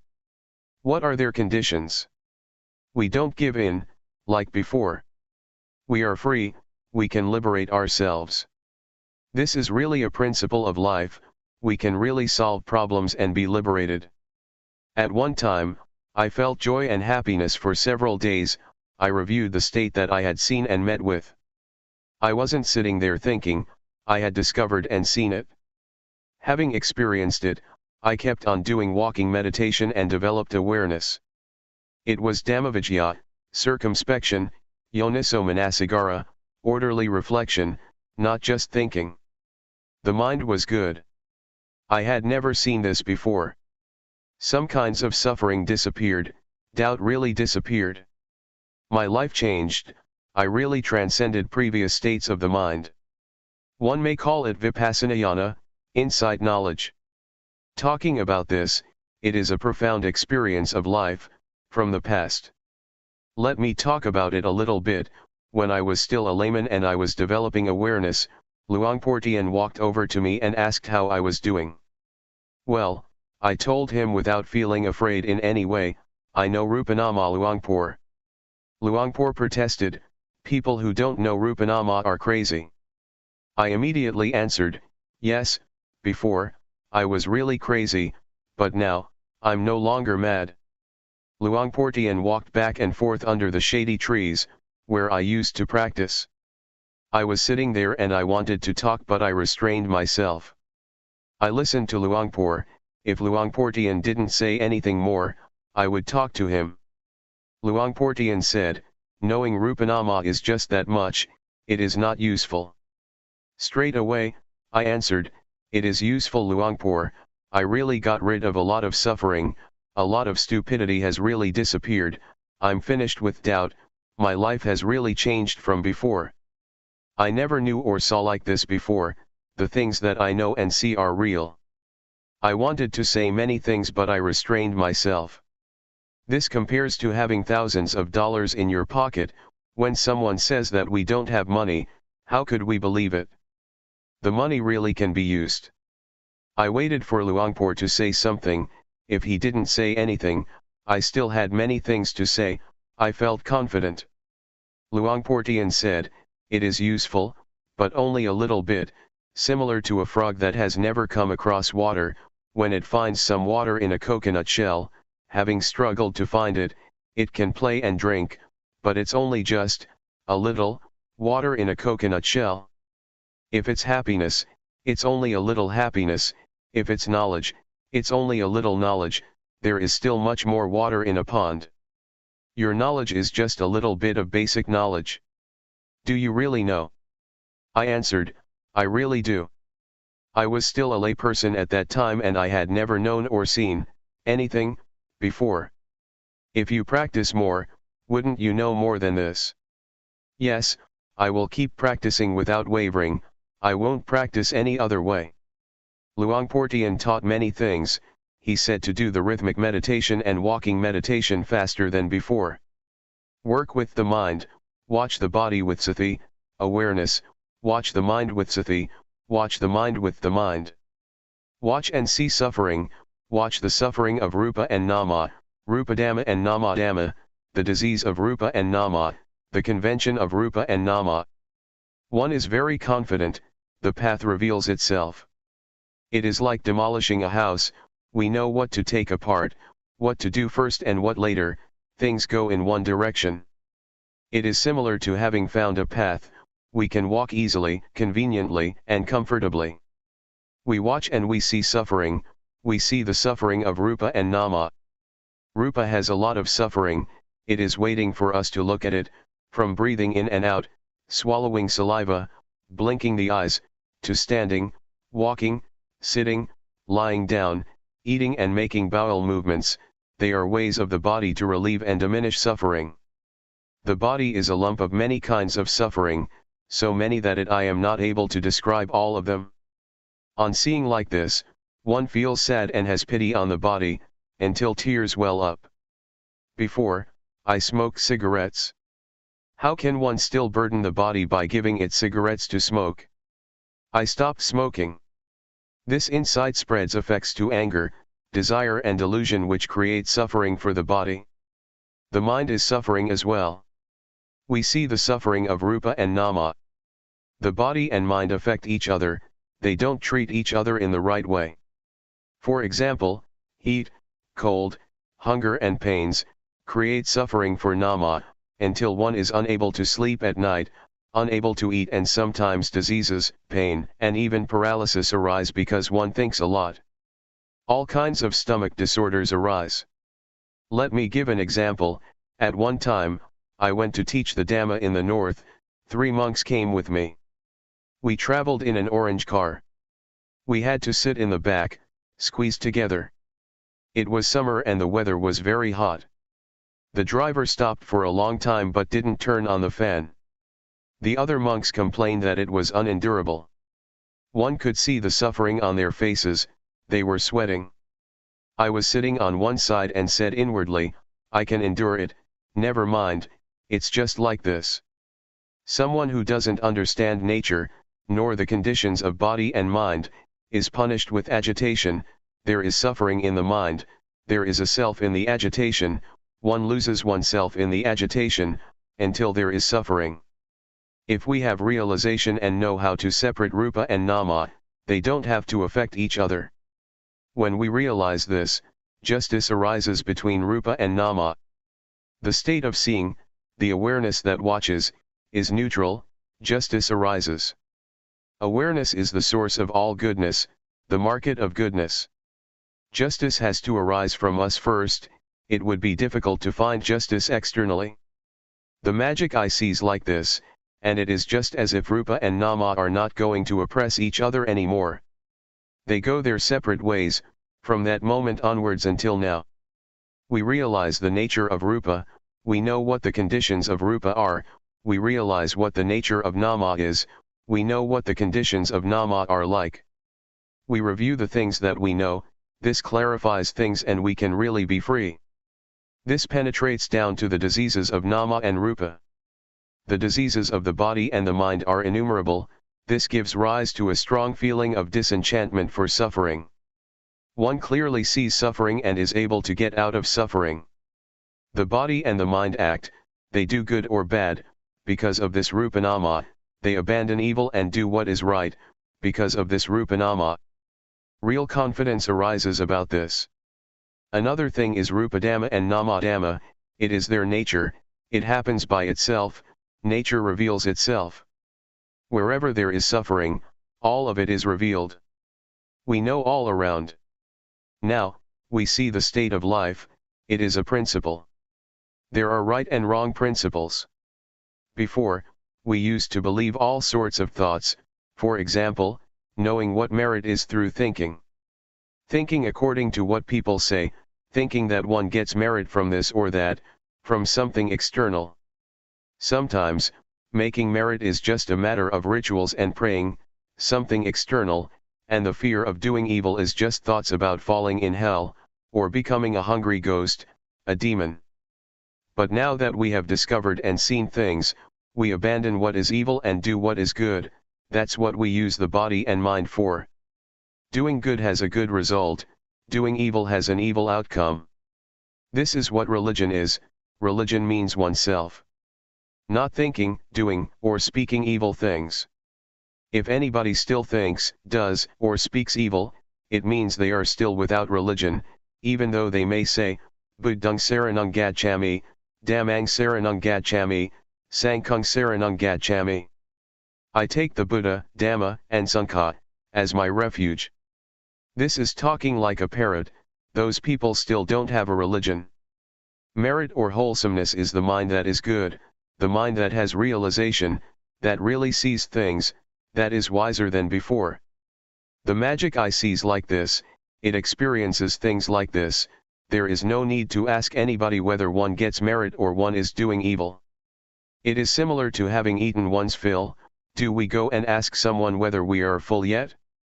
We can answer that ourselves. There are no questions, only answers. Others can't give the right answer, we have to answer ourselves. When there is watching, seeing arises. When on seeing, there is no being caught up, it is liberation, it is right there. The various kinds of suffering let us know. Relate to it in the right way. Some kinds have to be diminished, others have to be known. Before, we didn't have realization, we thought that all of it was self. In reality, things are just like that. It takes a lot of trouble and misunderstanding to come to this insight. When the magic eye is there and one really sees it, one really awakens from suffering.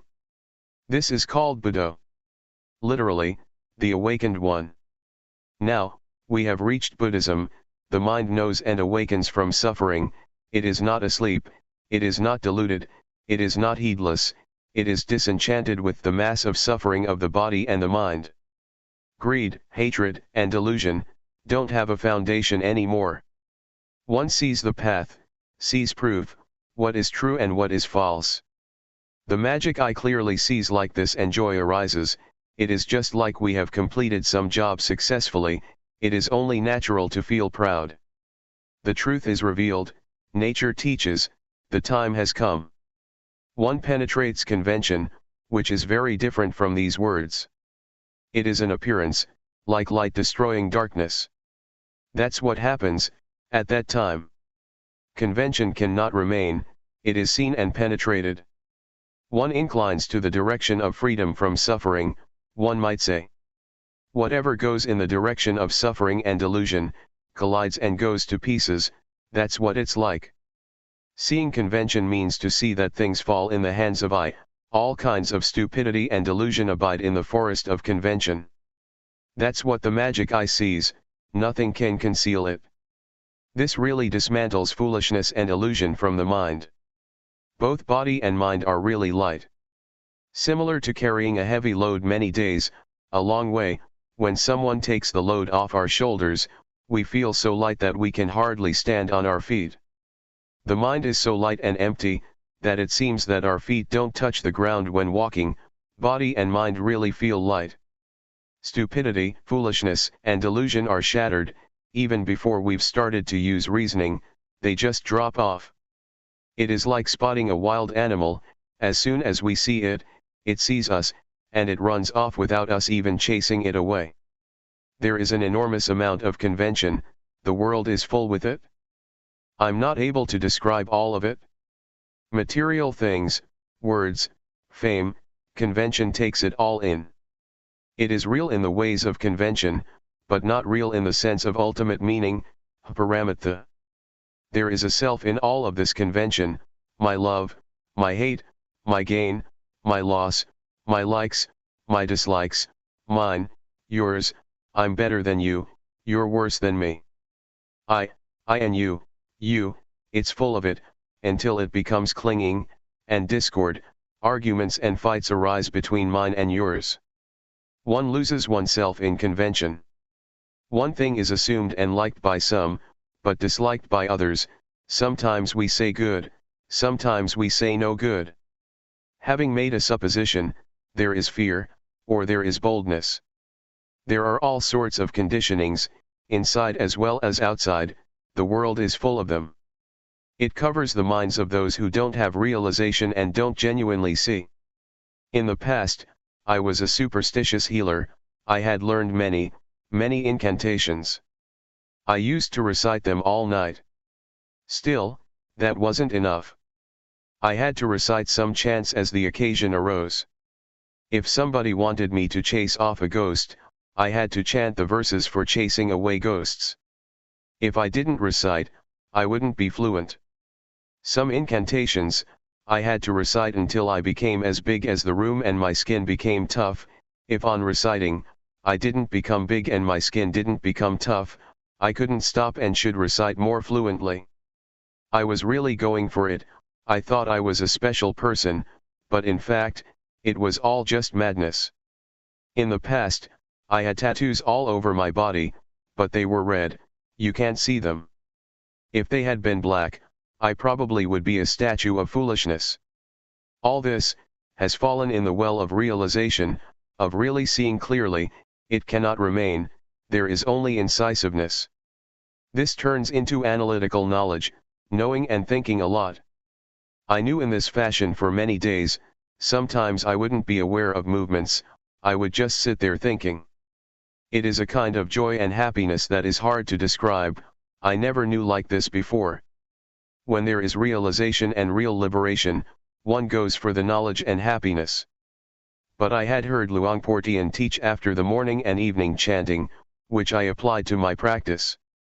He taught that when there is knowledge, don't be the one who has knowledge. When there is happiness, don't be the one who is happy.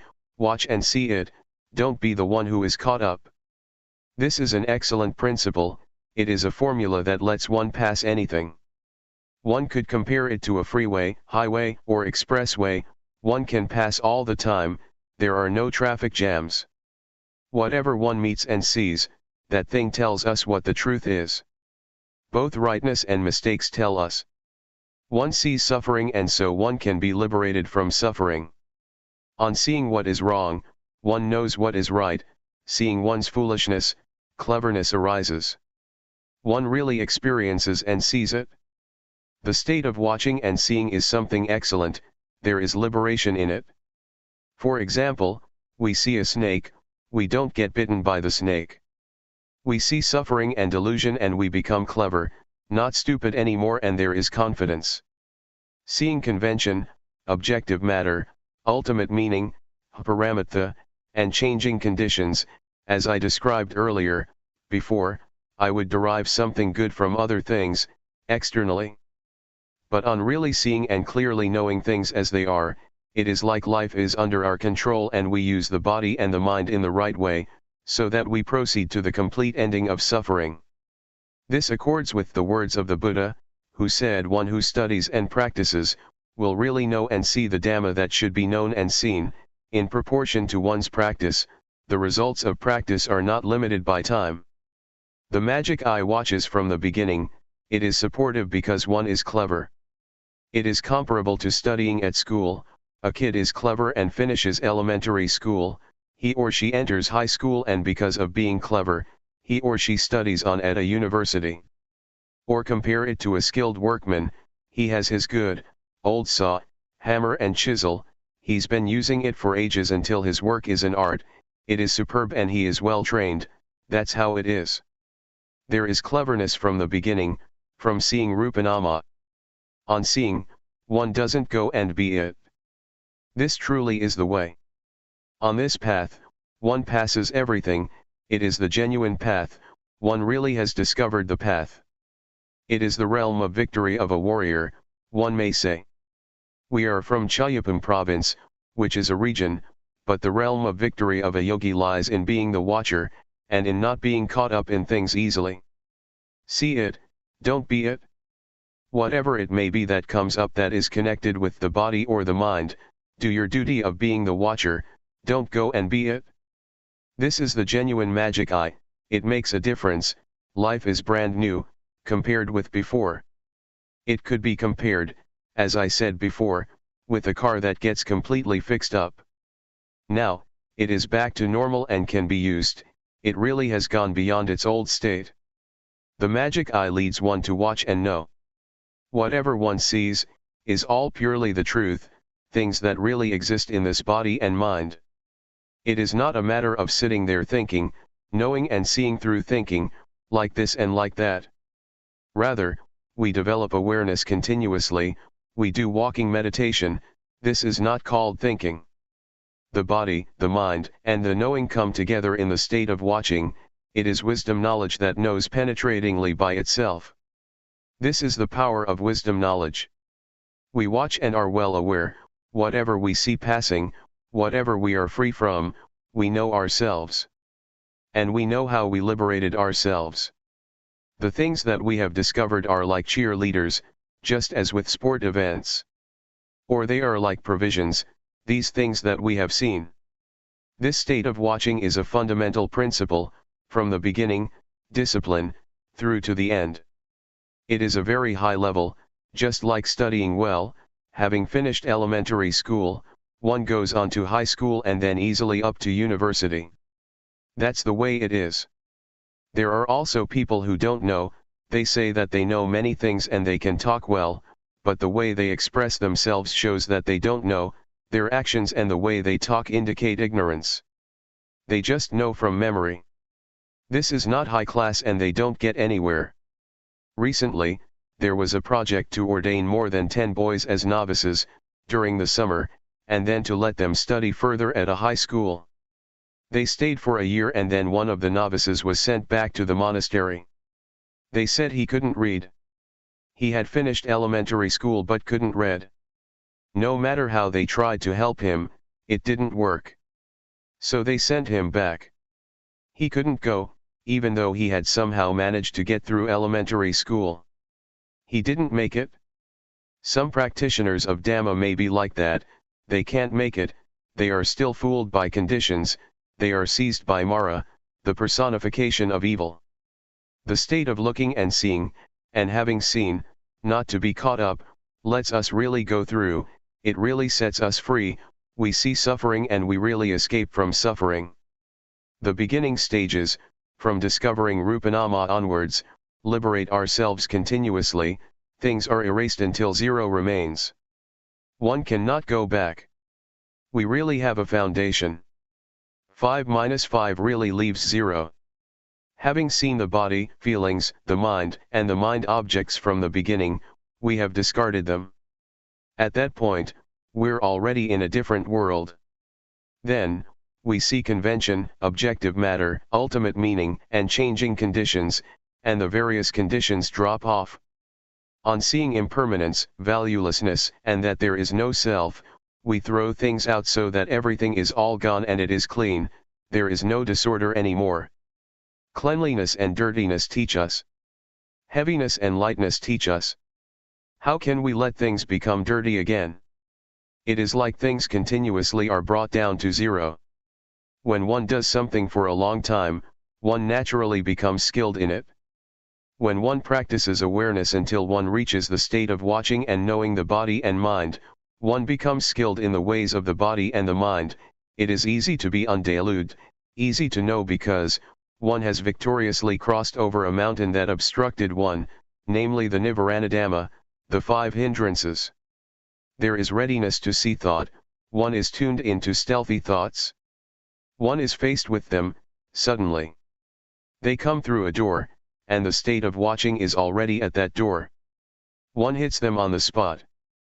The sneak thoughts are at the end of their tether, they are destroyed, that's what they deserve. Before, we saw them too but we saw them glossed over, now, we see them openly and in time. They cannot be concealed again. It is as if the state of looking is the judge, and the sneaky thoughts are the accused who confess because there is evidence. They surrender and can't escape. The truth appears. There is no way to deceive or cover things up anymore, they have lost completely. Stealthy thoughts are the origin of suffering. Conditions have deceived us for a long time, we only just found out now. This may be called a victory in life, it was a profound experience in my past. Let me talk about it a bit. At that time, I was sitting in my hut, close to Luangpor Teean's hut. This hut was made from the wood of a coffin, the paper was still stuck to the planks. It was made into a small hut. This really is the profound past of my life. At the Budayana forest, a monastery in Loei province, Almost 30 years ago, people were practicing very diligently. After the meal, we would take our bowls mindfully back to our huts, we would look after ourselves. When sitting in the hut, we would leave the door half open, that's what Luangpor Teean told us to do. Someone who closed the door of his hut was assumed to be taking a nap in the daytime. When Luangpor would come by, he didn't dare to knock on the door, being afraid that the person inside would be asleep. These are meaningful memories of my life. The magic eye discovers and sees the stealthy thoughts, and the sneaky thoughts are the loser, they fall apart. It is a bit like bowling. I saw on television how the ball scatters the pins about. It is similar to that, the whole region falls over, they affect each other. The I, that used to exist in sneak thoughts disperses like a little wave. It is similar to seeing convention, suffering, foolishness and doubt drop off. Anger, desire, and delusion are pacified until hardly anything remains of them. That's what they deserve. Anusaya, latent tendencies, habits, stealthy thoughts, and proliferation shrink back. It is the destruction of everything that is not right. There really is no lingering to all that. Thoughts that arise stealthily are very dirty. Before, we could think anything, and we did, thinking without any sense of shame, caught up in stealthy thoughts like a madman. But now, we see that unintentional thoughts are very dirty, very gross. If we compare it to an offender, this is the number one culprit. As for actions of body and speech, they are culprit number two. I used to think that thought is something refined, before. Whoever doesn't see it can think anything. Thinking completely shamelessly, thick-skinned. Now, we see the sneaky thoughts as the root cause, that is to say, delusion, moha. It is the grandfather and grandmother of everything that is bad. Because of thought there is concoction, anger, desire and delusion, defilements arise, craving, lust, ill will etc. I have said many times that there are two kinds of thought, namely, intentional thought, this is vijja, knowing, it is wisdom. Stealthy thoughts, the second kind, are avijja, not knowing, delusion. When seeing like this, it is as if the mind has escaped from fog and clouds, the mind is pure. When thinking, one thinks specifically and orderly about a particular matter, one thinks with a pure mind, there are no moods interfering.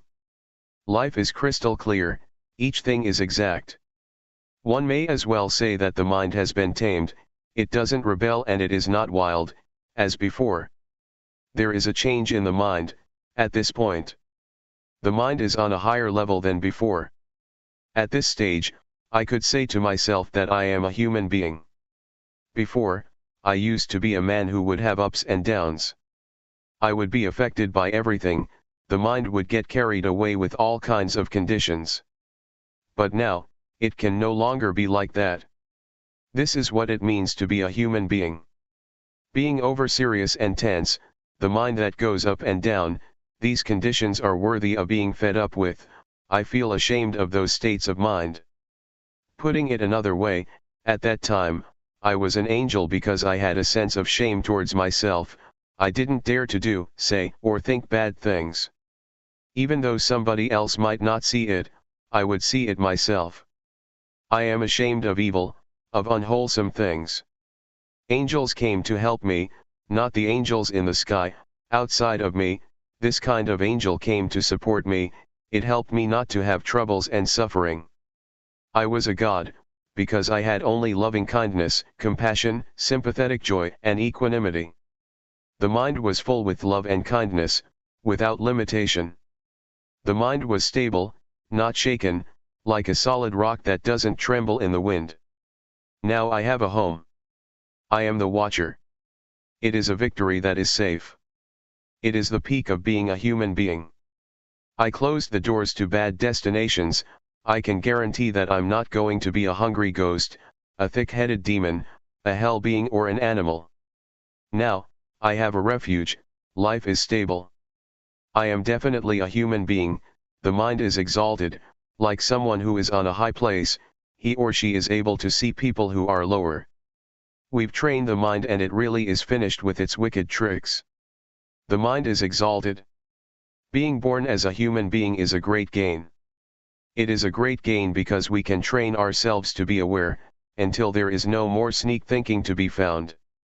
This arises from training oneself. It is not as if we are a human being as soon as we are born. When one takes ordination as a monk, a senior monk asks in the ceremony, "Are you a human being?" The candidate answers, "Yes, sir, I am a human being." Before you can be a monk, you have to be a human being. One has to train oneself well, until the mind changes, then one has a foundation and one has the right to ordain. One doesn't act, speak, or think in evil ways. I dwelled in the state of normality for many days, before I knew that I had sila, virtue. I knew it after I had it. I saw it because it was there. It is not knowing through thought.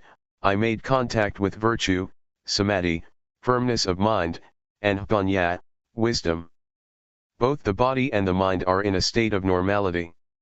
Normality of body, speech, and mind, is what virtue, firmness of mind and wisdom is. The body is normal. The mind doesn't have highs and lows.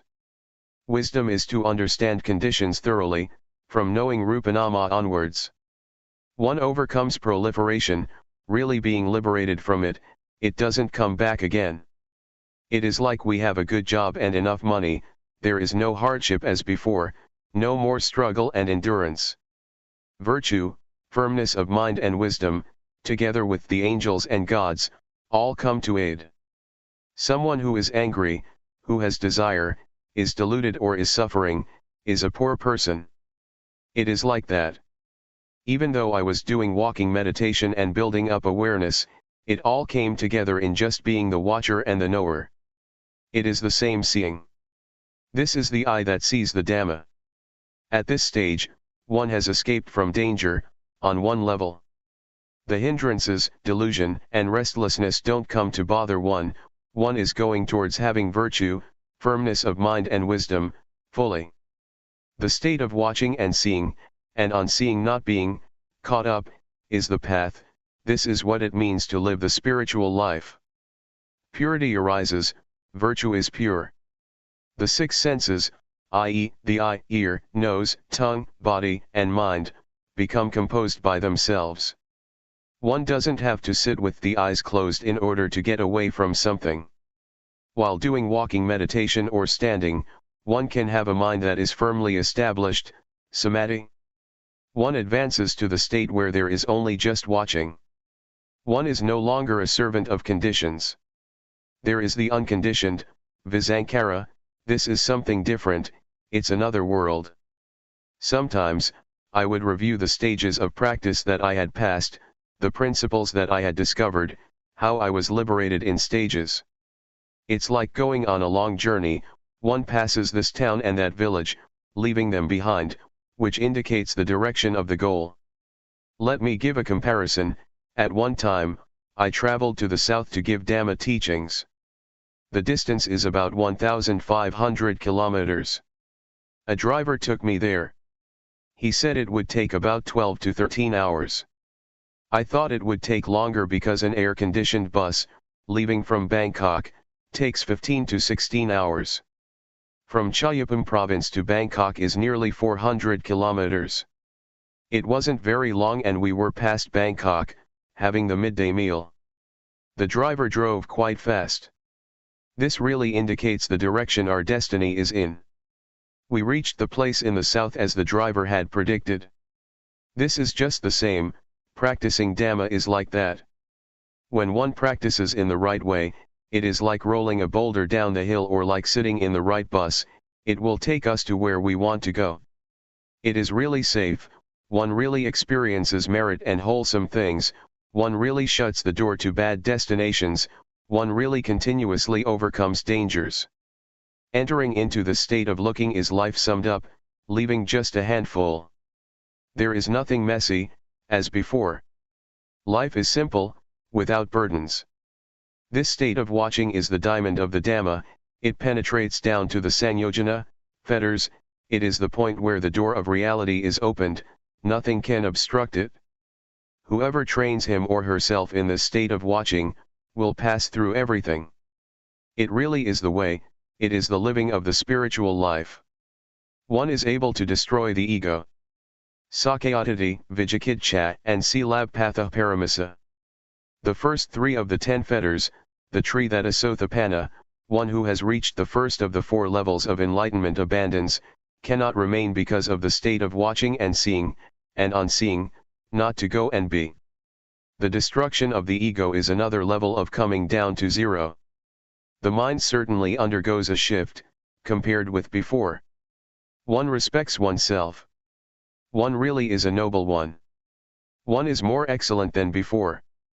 I used to hear Luangpor Teean teach that there are 3 levels of goodness, namely, good, better, and best. That's how he taught. One truly can be a noble one. This state is the meaning of a noble one. In the evening chanting, there is a passage that says that, the Sangha is born from the good Dhamma and practices well.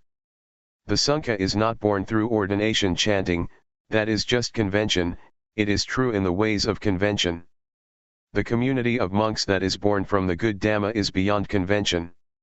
It is universal, both men and women can be noble, it has nothing to do with nationality, language, or age.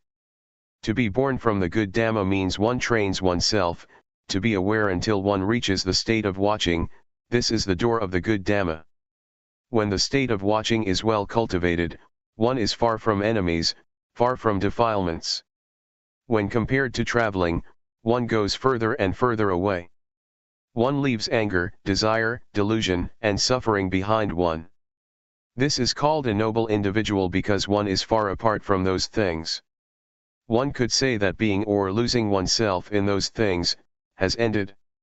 To stir up the mind to be angry, have desire, be deluded or suffer again, is not possible. It is like being violated. Suffering is wrong, it is non-suffering that is right. One can neither suffer nor does one take it on. Not even a tiny bit. This is the noble individual, the one who is removed from enemies. Suffering is an enemy to life. One is far away, one is not stained, there is supreme sila, supreme samadhi, and supreme panya. There is complete normality, which is the standard of life, one may say. It is the freedom of life. It is nature. Nature is what remains. Proliferation is all gone, it has turned into purity. One steps towards victory, the time has come. Things have become easy, whatever we watch and see, finishes. There is nothing stuck in our minds, zero. Things drop off, we don't want them, there is only emptiness. Taking the mind as measure, when one has desires, it shrinks up all the more, it is all the more deficient, but when it is empty, the more full it is, the more perfect, the more sufficient. It is like the saying of Ruttapala, who was an arahant, fully enlightened one. He said, the world is by nature, unsatisfying, there is no fulfillment, and people are slaves of desires and defilements. Nobody can ward off the world, nobody can be above the world. The world is form, sound, smell, taste, touch and mental objects. The eyes, ear, nose, tongue, body, and mind are never content. Who can find fulfillment and satisfaction from form, sound, smell and taste? And whoever hopes to be in control of happiness and praise, will be disappointed. Don't claim to be the owner of things, because when things are separated from us, you will suffer, feel bad and be broken-hearted. We have the opportunity to become skilled in studying our life, it is the art of extinguishing suffering. It is like walking on a smooth path, not bumpy. Now we have come to a point, where it could be said that there is friendship in our lives, it is the standard for our lives, one cannot return to that state of bumpiness anymore. It is genuine experience. This is not just sitting there thinking about it. When reaching this point, things come together as one. It is the state of watching, it is wisdom knowledge. As I said before, this is being far away from enemies, one really has overcome enemies. The ego has really been nullified. Irritation, conceit, holding to views, sensual desire, desire for forms, formless desire and clinging, have all come to an end. The cankers of sensuality, being, and ignorance have been destroyed. It is the knowledge of explosion, finished, the whole lot of it. Whatever is not Dhamma has all disappeared. Life has tuned into the spiritual life. Really pure and liberated. The body doesn't do anything bad, the mind doesn't think anything evil, and speech doesn't say anything that's no good. They have been pure for a long time. All defiled actions have dried up without anything remaining. It is like a dried out fruit that, all black and shriveled up, still hanging in the tree, it doesn't have any effect on the tree, it doesn't have any seeds and it cannot grow up anymore, even when planted. I bring up some comparisons because the truth is hard to express. Purity and perfection are powers. They make things easy, just like rolling a boulder downhill. There is supreme virtue, supreme firmness of mind and supreme wisdom, the aggregates of sila, samadhi, and panya. There is security and one enters the realm of the noble ones. It is the superb path, the exquisite path. It is not knowledge, it is not reasoning, it is beyond reasoning. It is as if things are dispelled, there is reflection on the Dhamma, it is dispelled and joy and happiness remain, that also is dispelled and the knowledge of equanimity is what is left, that is dispelled and there is not any self anymore. It is the remainderless extinction of perception, one cannot find any perception, not even a tiny speck of it. Talking about emptiness, this is emptiness, talking about fullness, this is fullness. It is full of nothing, and it is void of all kinds of having and being. It is comparable to a flood, the flowing water sweeps the rubbish away from the streams and canals until it is all gone, one attains to the knowledge and fruits of practice. It is nature, it is the law of nature. It is like green bananas ripening and becoming yellow, the astringent taste turns into a sweet taste.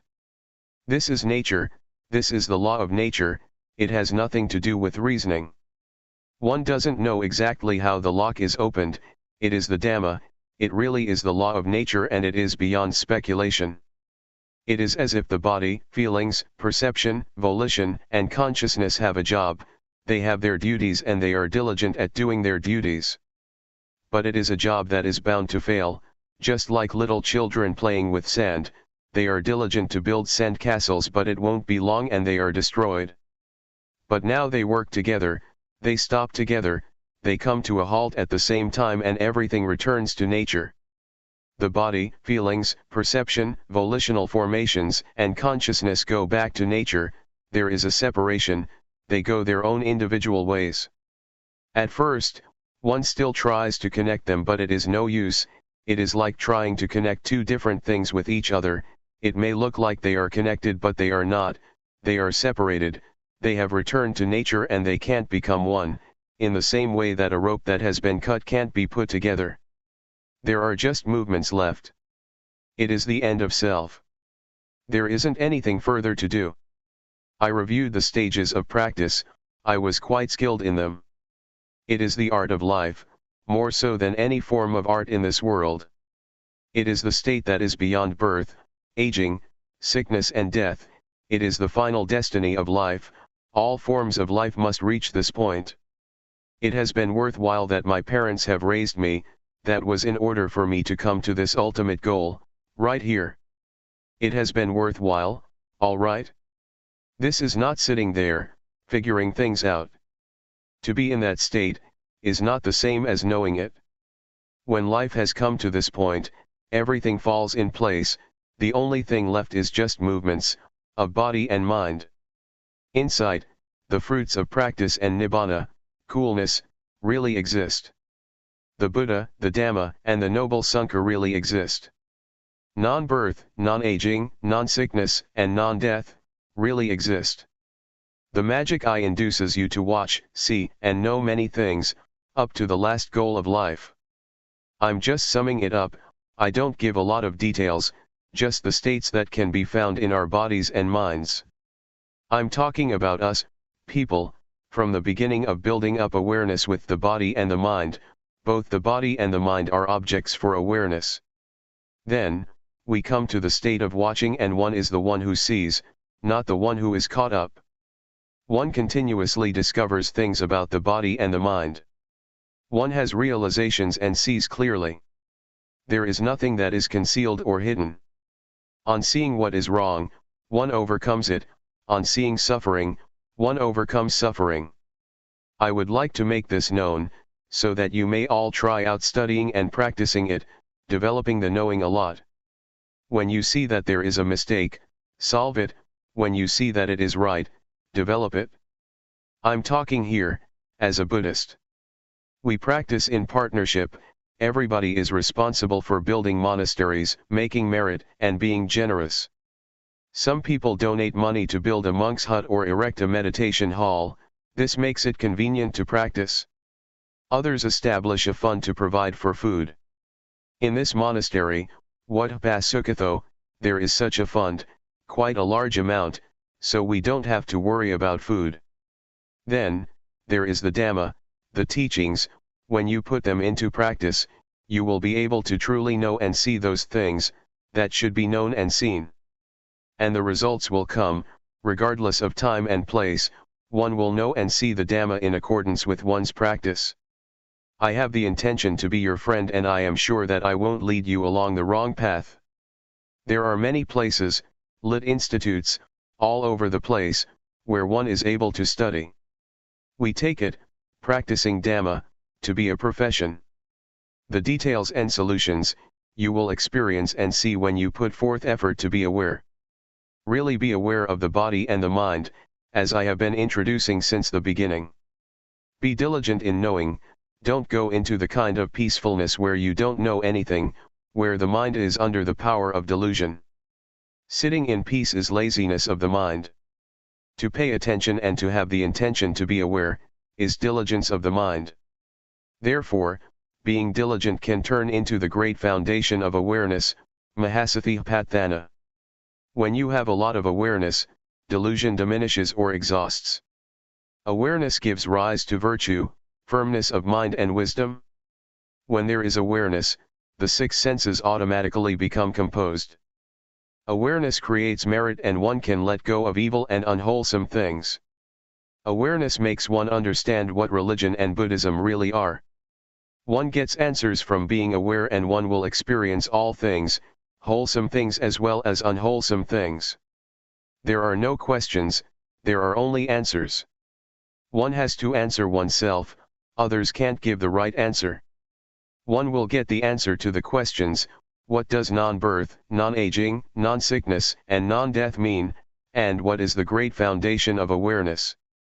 A staff of teachers gave Luangpor Teean the title, Principal Teacher of Developing Awareness, in this age. There is happiness in sitting with the eyes closed and the mind peaceful, as long as one abides in peace.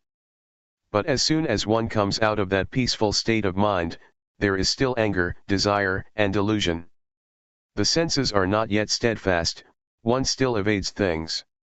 In developing awareness according to the standard of the foundations of awareness, one must be diligent to know, to build up the quality of knowing a lot. Don't enter into peacefulness to the extent that one doesn't know anything. Know in time the proliferation in the mind, until you can control the arising of mental formations. Developing awareness is like looking after oneself. One sees the movements of the body and one sees the stealthy thoughts in the mind. Always be aware in time.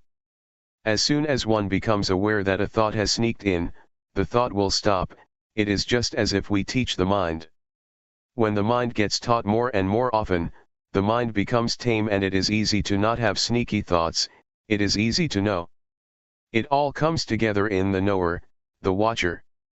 Teaching oneself is valuable at the time that one is caught up in stealthy thoughts, and one discovers that one is being deluded. This is a very good lesson, a very good experience. It is only awareness that is able to see delusion. It is definitely not the kind of peace that doesn't know anything, peace under the influence of moha. Rather, it is awareness that makes one gain liberation. As soon as there is awareness, there is liberation there also. For example, one sees a snake and the snake doesn't get a chance to bite us. When awareness has been developed until one is skilled in it, one arrives at the state of seeing. This is the eye that sees Dhamma, that sees suffering, and therefore, one goes beyond suffering. According to the principles of the Four Noble Truths, one sees suffering and gets out of suffering, is liberated from suffering. Seeing the origin of suffering, seeing the cessation of suffering and the path leading to that cessation, works in the same way. In practicing Dhamma, no matter what technique it may be, it must be a way to develop awareness, to be aware. If there is no awareness, it is not called practicing Dhamma. To develop awareness is a universal principle, no matter what religion you may hold to, what nationality you may have, whether you're male or female, young or old. If you breath in and out, turn up the hand or raise the arm, and you're aware of it, we're one, we're the same. We know in the same way. This is where religions meet, at this point. Awareness has nothing to do with rituals. Awareness is awareness. It belongs to the one who is aware. Don't view it only as a form. Awareness is not the breath or the rhythmic meditation, these are only just ways to build up awareness. When we plant rice, we must wait as long as half a year to get results. But in developing, or planting awareness, we don't have to wait for even a split second, we know immediately. Breathing in, we know straight away, breathing out, we know straight away, raising the arm, we know straight away, it is to be known individually, we know it ourselves, we see it ourselves. We don't have to ask anybody, we can answer this ourselves. Developing awareness is to work on the perfections, 10 qualities that the Buddha accumulated before he was enlightened. It is the birthplace of all goodness. Awareness is compared, by the Buddha, with the footprint of an elephant, all wholesome things come together in awareness. Awareness is the real life, it is the present. If the present is good, the future is good. If the present is good, the past is good. Tomorrow exists but no one sees tomorrow, one can only see the present. The meaning of past lives does not refer to before we were born physically. Punyatha, an individual who has performed good actions, previously. Previously is the present, one doesn't have to dive into mother's womb and try to correct bad actions, done in previous lifetimes. The teachings of the Buddha are Hpajadthung, to be known by each person for him or herself, so one should be able to know and see, at this time. One does a good action now, one abandons what is wrong now. Whoever is aware abandons what is wrong, does what is good and purifies the mind. These 3 things are the teachings of the Buddha, summed up in the Ovada Padimokkha, a short but important exhortation by the Buddha. All of this can be found in us. Awareness is the body, speech, and the mind. Morality, the mind well established, and wisdom, arise at the body, speech, and the mind. Awareness is the source of merit and wholesome things. Merit and wholesome things arise at our very body, speech, and mind. Awareness is where insight, the fruits of practice, and nibbana are born. These things are to be found in the body, speech, and the mind. Awareness can close the doors to the bad destinations. The bad destinations arise from the body, speech, and the mind. To be aware is to be respectful to Buddhism. When one is aware, one doesn't say, think, or do bad things. There is no suffering and one doesn't oppress others or oneself. Whoever is aware has respect for one's parents and one's teachers. In having respect for and loving one's parents, children, wife, husband, brothers, and sisters, one is not a bad person, one does not speak, act or think bad things, and one doesn't have suffering, one doesn't create it for oneself, nor for others. To love and have respect doesn't mean to worry and think until one can't sleep at night. When one loves, one should be able to sleep. Don't think a lot and suffer until you're unable to sleep. Sicknesses will arise from it. You have a hard time yourself, and others, who have to look after you, are also burdened. To develop awareness is to make progress in all aspects of life, Your health will be good, the society will be good, the environment will be good, even the economy will be good, because of awareness. It changes what is bad into good and what is wrong into right. It changes suffering into non-suffering. And it even changes greed, hatred, and delusion into non-greed, non-hatred and non-delusion. These are the results of awareness.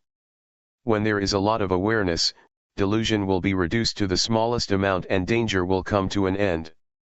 Life will enter the deathless state, it is eternal life, beyond birth, aging, sickness and death.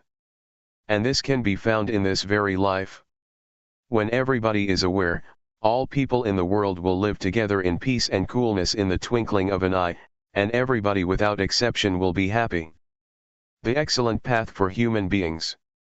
We can learn the course of humanity by using the body and mind as our scriptures, that is, to try and be aware while using the body and the mind. To study and watch, to know and see, by using the method of developing awareness as taught by Luangpor Teean Ho, namely the rhythmic meditation of moving the arms, and the walking meditation. To intentionally make movements, in order to first see the body, which is coarse, and later on, to see the mind or to see thought, concocting things up. Let's compare developing awareness with a child learning how to write. When the teacher writes an A, or a B, on the blackboard, the child remembers it and can write it too. Studying and knowing about the body and the mind is similar. First, we have to train in awareness to see the body and mind clearly, then we will be able to use awareness well. We practice the rhythmic and walking meditation, in order to clearly know with awareness the movements of the body. When we see the movements of the body clearly, we will see the mind clearly also. We don't have to go and look for the mind, but we depend on watching the movements of the body, which will automatically take us to the movements of the mind. Keep watching the body all the time, try and watch with intention, acknowledge the feeling that arises at the time the body is moving, for example while doing the rhythmic and walking meditation. In one day, one can know many, many times. While being aware of the movements of the body, sometimes there may be many things that delude one, for example thoughts that arise unintentionally. Usually this happens when we're doing our best to develop awareness. Take it to be a lesson, an experience that comes to teach us something, to come back again to the body and re-establish awareness with the movements of the body. Delusion teaches us to not be deluded. For people who are peaceful by nature, it is easy to be aware and to have sati sampajanya. The practice of meditation places much importance on awareness, and always feeling oneself, realizing one's actions, because sati sampajanya is able to change what is bad into good, and what is wrong into right. One who is aware tends to do what is good, because awareness is the source of sila, samadhi, and panyat. So, we find a method to study and understand our minds by watching both the body and the mind. When we are skilled at watching the body and mind with awareness, and we clearly understand the body and the mind, we will know what merit and evil is, and what religion means. We will come into contact with virtue, firmness of mind and wisdom. We don't just think about it, we experience it. This is a law of nature. Therefore, make effort to always watch and see the body, knowing and seeing it through the mind contacting it. It is just like a teacher writing something on the blackboard for the students to see. First we have to make an effort to watch. Determine to watch until you won't forget. Before, the A and the B were on the blackboard, but now, we contact the A and the B in our minds because we've paid attention. Watching the body and mind with sati compares with a computer that records information. When we put information in our minds by regularly training in watching and seeing, we evolve. This makes us see the body and mind as it really is. Understanding and knowledge about our bodies and minds will arise until the course of humanity is finished. This is called realization. Realization compares to stepping out of the darkness. We see our own minds and we don't get caught up in various manifestations. We see physical and mental things for what they are. We see the nature of both the body and the mind, and we see what kind of physical and mental manifestations there are, for example, heat, cold, like and dislike. If we don't see clearly, we yield to nama and rupa and their conditions, and we are under the power of proliferating thoughts. But when we are fully aware, we escape from that power. It is like solving a mathematical problem, one is able to do it when there is nothing hindering the mind. So, to come to understand the body and the mind is like finishing the basic course completely. Before, we used to be caught up with the conditions of mind. For example, being the one who is hot, when feeling hot, being the one who is cold, when feeling cold, being the one who is hungry, when feeling hungry, or being the one who endures pain, when feeling pain.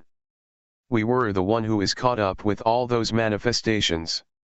This is called to yield to conditions, letting them be the boss.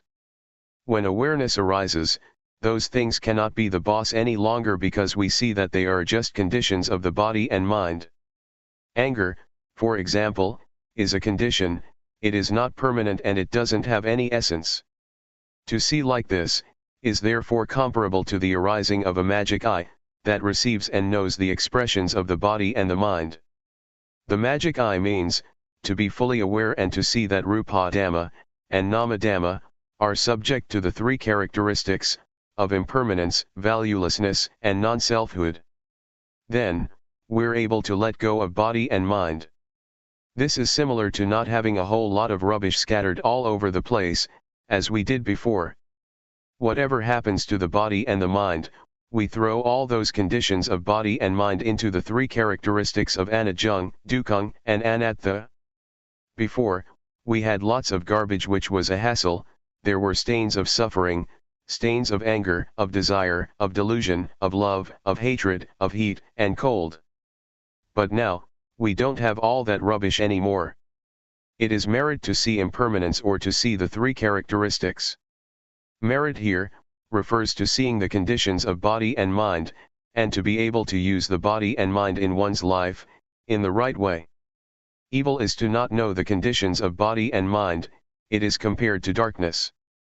Such a person is considered to be uncultivated, both the body and mind are undeveloped because one allows proliferation to be in charge. This makes one hold on to anger, lust, and delusion. Sometimes one lets anger be there for several days. When we clearly see and realize the body and the mind like this, we are no longer uncultivated, we are high-class people. Religions deal exclusively with people, they are teachings about the body and the mind. We all have a body and a mind. Both merit and evil can be found within us, in our actions. When we practice up to this point, rupa and nama, or the body and the mind, treat each other in the right way.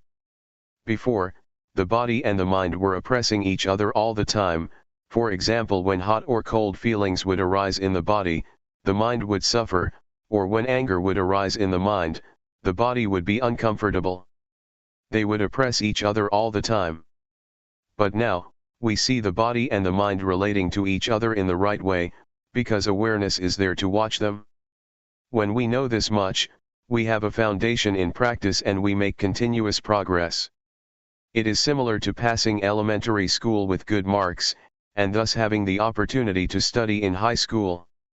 Having a foundation means that we're fluent in watching proliferation arising, this makes us see the concoction that's going on. When the state of seeing arises, we don't get carried away with the proliferation that arises. This seeing is an important principle because it is able to smelt and digest all of the defilements. This compares to studying well and being able to read and understand the meaning. From the state of continuously watching, we come to see convention and suffering. The state of watching gives rise to fluency, it is like having a good tool, it makes us proceed on the road of life all the time, and we don't get to a blind alley. Not seeing suffering, or the suffering connected with the body and the mind makes us grasp onto it, all of which is a burden. When we see clearly, some types of suffering drop off immediately because we see the world as being full of convention, some of it are material things, others are mental. Even language is convention, the world is full of it. It is called the conventional norm. In the past, I learned many superstitious chants, I used to sit and recite them at night. I had verses for making holy water, for going into the forest, for dressing, for eating, for leaving the house and for catching cows and buffaloes, for all of it. It was over the top. The happiness I got from it was little, if any. It is like a trader in kapok or fiber, he or she gets little money. In terms of merit, it is little merit and it is not lasting.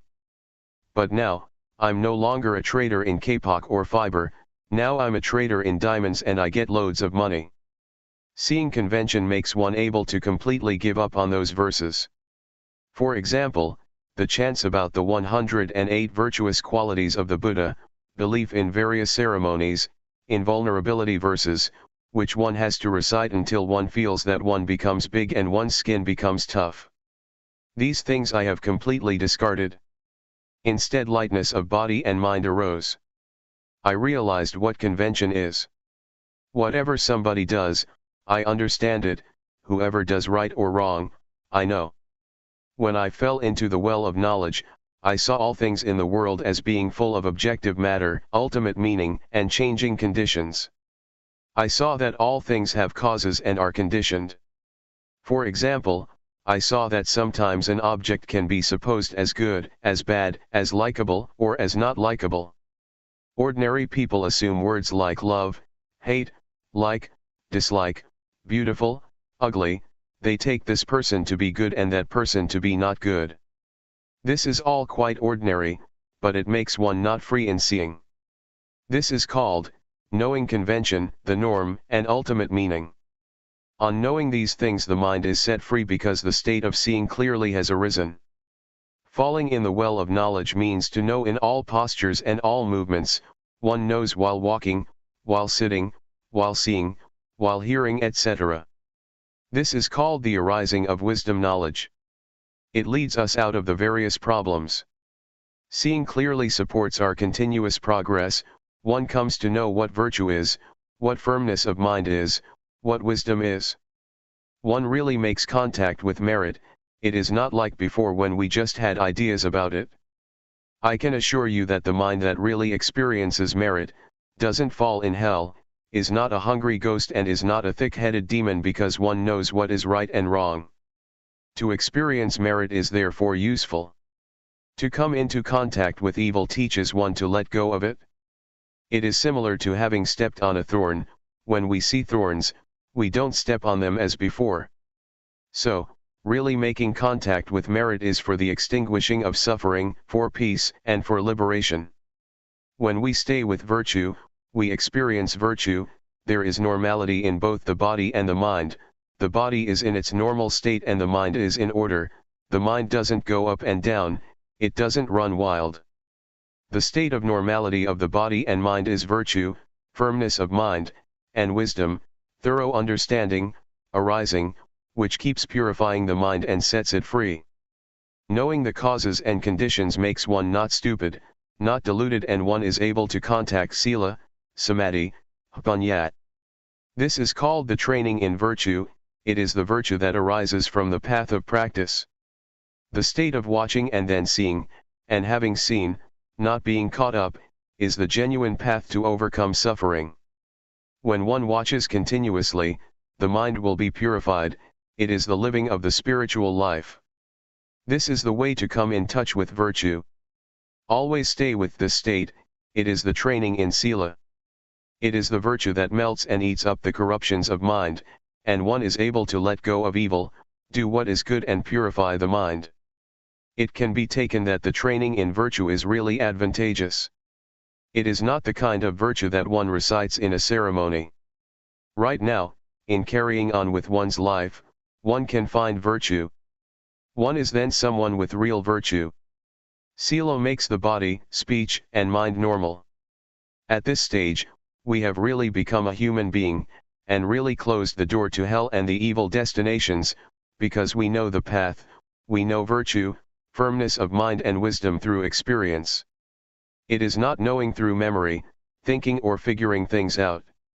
Rather, we meet and see, we experience sila, samadhi and panya, we experience the noble path and the spiritual life, brahmacharya, which is purity. Before, it was as if there was more than one person inside. One person was the watcher, one person was the thinker, and the one who made movements was still another person. But now, in the state of watching, all three come together as one. The state of watching arises when developing awareness with the movements of the rhythmic and walking meditation. It makes it easy to know and see the movements of the body and the mind, the concocting thoughts. In the past, proliferation would control us completely, and that would give rise to sleepiness, restlessness, doubts, etc. But with awareness, we are able to conquer proliferation, and those mind states no longer exist anymore. This compares to traveling on a highway. When we pass this town and that village, where do we get to and what is it like beyond there? Well, nobody has to tell us, we know, see, and experience that for ourselves, naturally. Next, one comes to know, see, and experience what angels are. Angels are people who are ashamed of doing anything that is evil. They don't dare to think evil thoughts, speak evil words, or do evil things. Before, I used to understand that angels were up in the clouds. I thought that there was a heaven up there. It's all right to believe that, but those angels cannot help us. The kind of angels that arise within us refer to having a sense of shame of wrongdoing. One doesn't dare to think, speak, or act in evil ways. One doesn't even dare to think. This is what angels are.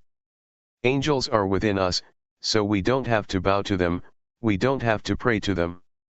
I had never thought like this or known like this, and so I would like people to study and come to know it, to practice with it. One day, as I was doing walking meditation, I thought to myself, this person probably doesn't know, that person probably doesn't know. I thought about my parents, my relatives. I wanted them to do walking meditation, I wanted them to sit down and build up awareness. I thought with loving kindness and compassion, I wanted to help them. Walking on the excellent path makes us go beyond being a man or a woman, being a hungry ghost, a demon, or a devil. One becomes a human being, one who has a superior mind. Someone with virtue, who lives one's life according to the noble path. One abandons what is evil and does what is wholesome. One's mind is like that of the gods. One knows merit and evil, and one genuinely understands Buddhism. This is what the excellent path leads us to see and understand. Religion exists in people's very hearts if those people refrain from evil, perform only good actions, and their virtue is pure. But if one still thinks in evil ways, it can be taken that one hasn't reached Buddhism, even when one recites the words Buddhang, Dhammang, Sanghang, Saranang Gacchami, I take refuge in the Buddha, Dhamma, and Sangha. Religions teach people not to have suffering, religions teach people to do good. If one is still suffering, one is not reckoned as one who has reached the religion. One's life might become blemished, it might go downhill. When we arrive at religion, we relinquish evil and do only what is right. This compares to someone who does certain things, until he or she makes a living with it and is stable in it. He or she is able to depend on it, in order to live his or her life. This is how we experience things. The state of watching and then seeing, and when seeing, not being caught up, is the most concise action. It is like the Dhamma is really in our fist, we don't have to do a lot. Before, I was in a mess, I clung to ceremonies, clung to others and believed in rituals. I was even afraid of my own thoughts, because with thoughts come doubt, fear, love, and hate. But when full awareness arose, I wasn't like that anymore because I determined to only just watch. It was as if my life came down to just doing that much. Studying and practicing until one reaches the state of watching and seeing, and not getting caught up, is the point of completeness, the point where all things come together. It is the diamond of the Dhamma, because one is able to smelt the fetters, 10 deep-rooted and subconscious tendencies in the mind. Seeing Rupa and Nama, seeing suffering, seeing convention and seeing the mind proliferating, gradually diminishes the ego. The mind gradually turns into one of a human being, which means that there is morality as a refuge. The way to hell and the bad destinations is closed off, because one refrains from evil, only does what is good and really makes the mind pure. The door of the truth is opened, the mind is free because one can destroy the ego. One abandons the first three fetters, namely, personality view, doubt, and attachment to precepts and practices. At this point, the mind changes and comes to see and understand. Before, it was as if the ego was hiding by the door. But now, the watcher keeps a watch over the door. As soon as the ego appears, it is discovered and the ego falls apart because it can't endure verification. It could be compared to a tree that has fruit. As soon as one shakes it a bit, some fruits will fall down. And in the same way, greed, hatred, and delusion, and those three fetters that are deeply instinctive and are conditions, that arise from the body and the mind, drop off and disappear. The mind that changes into a noble one, is the superior mind that is able to destroy the ego. When one experiences this, the ego drops off and is finished with. It is as if wholesomeness and unwholesomeness, or dirtiness and cleanliness are separated. Being a noble one is to have this kind of excellent mind. This is how the mind changes. It is not a matter of changing clothes, or changing one's words, it is not a matter of ordaining, using this or that ceremony, that is just convention, that is being a monk through convention. But when one is a noble individual, one is far removed from suffering and defilement. Suffering and defilement are the enemies of life. The ego with its attachment is an enemy of life, because wherever there is ego, it is like having stains, stains of losing, of winning, of happiness, of suffering, of getting, of losing, etc.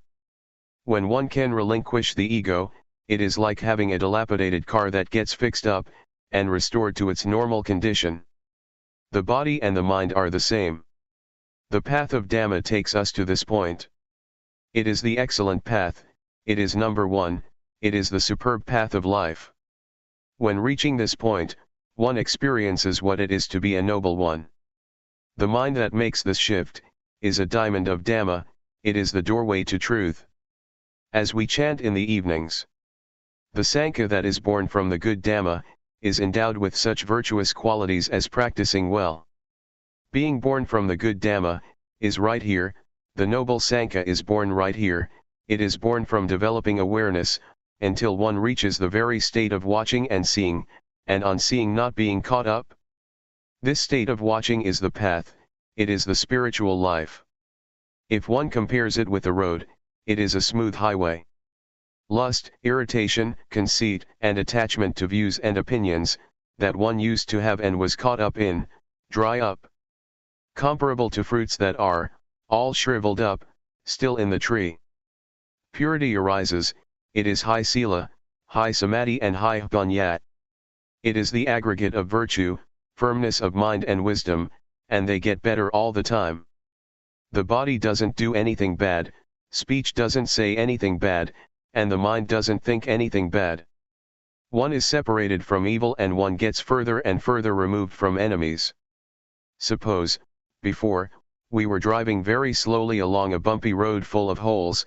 As soon as we get to the smooth highway, we can drive at ease and we don't get stuck, we can keep going. One becomes skilled at being in the state of watching, seeing because of watching, and on seeing not being drawn in, it becomes more and more an art. Whatever one does, if one is an artist, one can do it excellently. For example, a painter who uses just a single pen or a single brush. He or she is able to fluently produce an image of a mountain. It is a magical thing that improves continuously. I try to bring up comparisons through using convention, because the truth is sometimes hard to put into words. When the state arises where there is supreme virtue, firmness of mind and wisdom, the supreme spiritual life and supreme purity, one abandons the various things that used to intervene, both in the body and the mind, it changes altogether. Whatever passes, whatever one experiences, one really knows and sees it for oneself. It is like when we finish something, we know that it is finished. One reflects on the Dhamma that one knows and sees and liberated one, how did it arise? there is more and more a sense of separation and reflection, happiness and joy arise.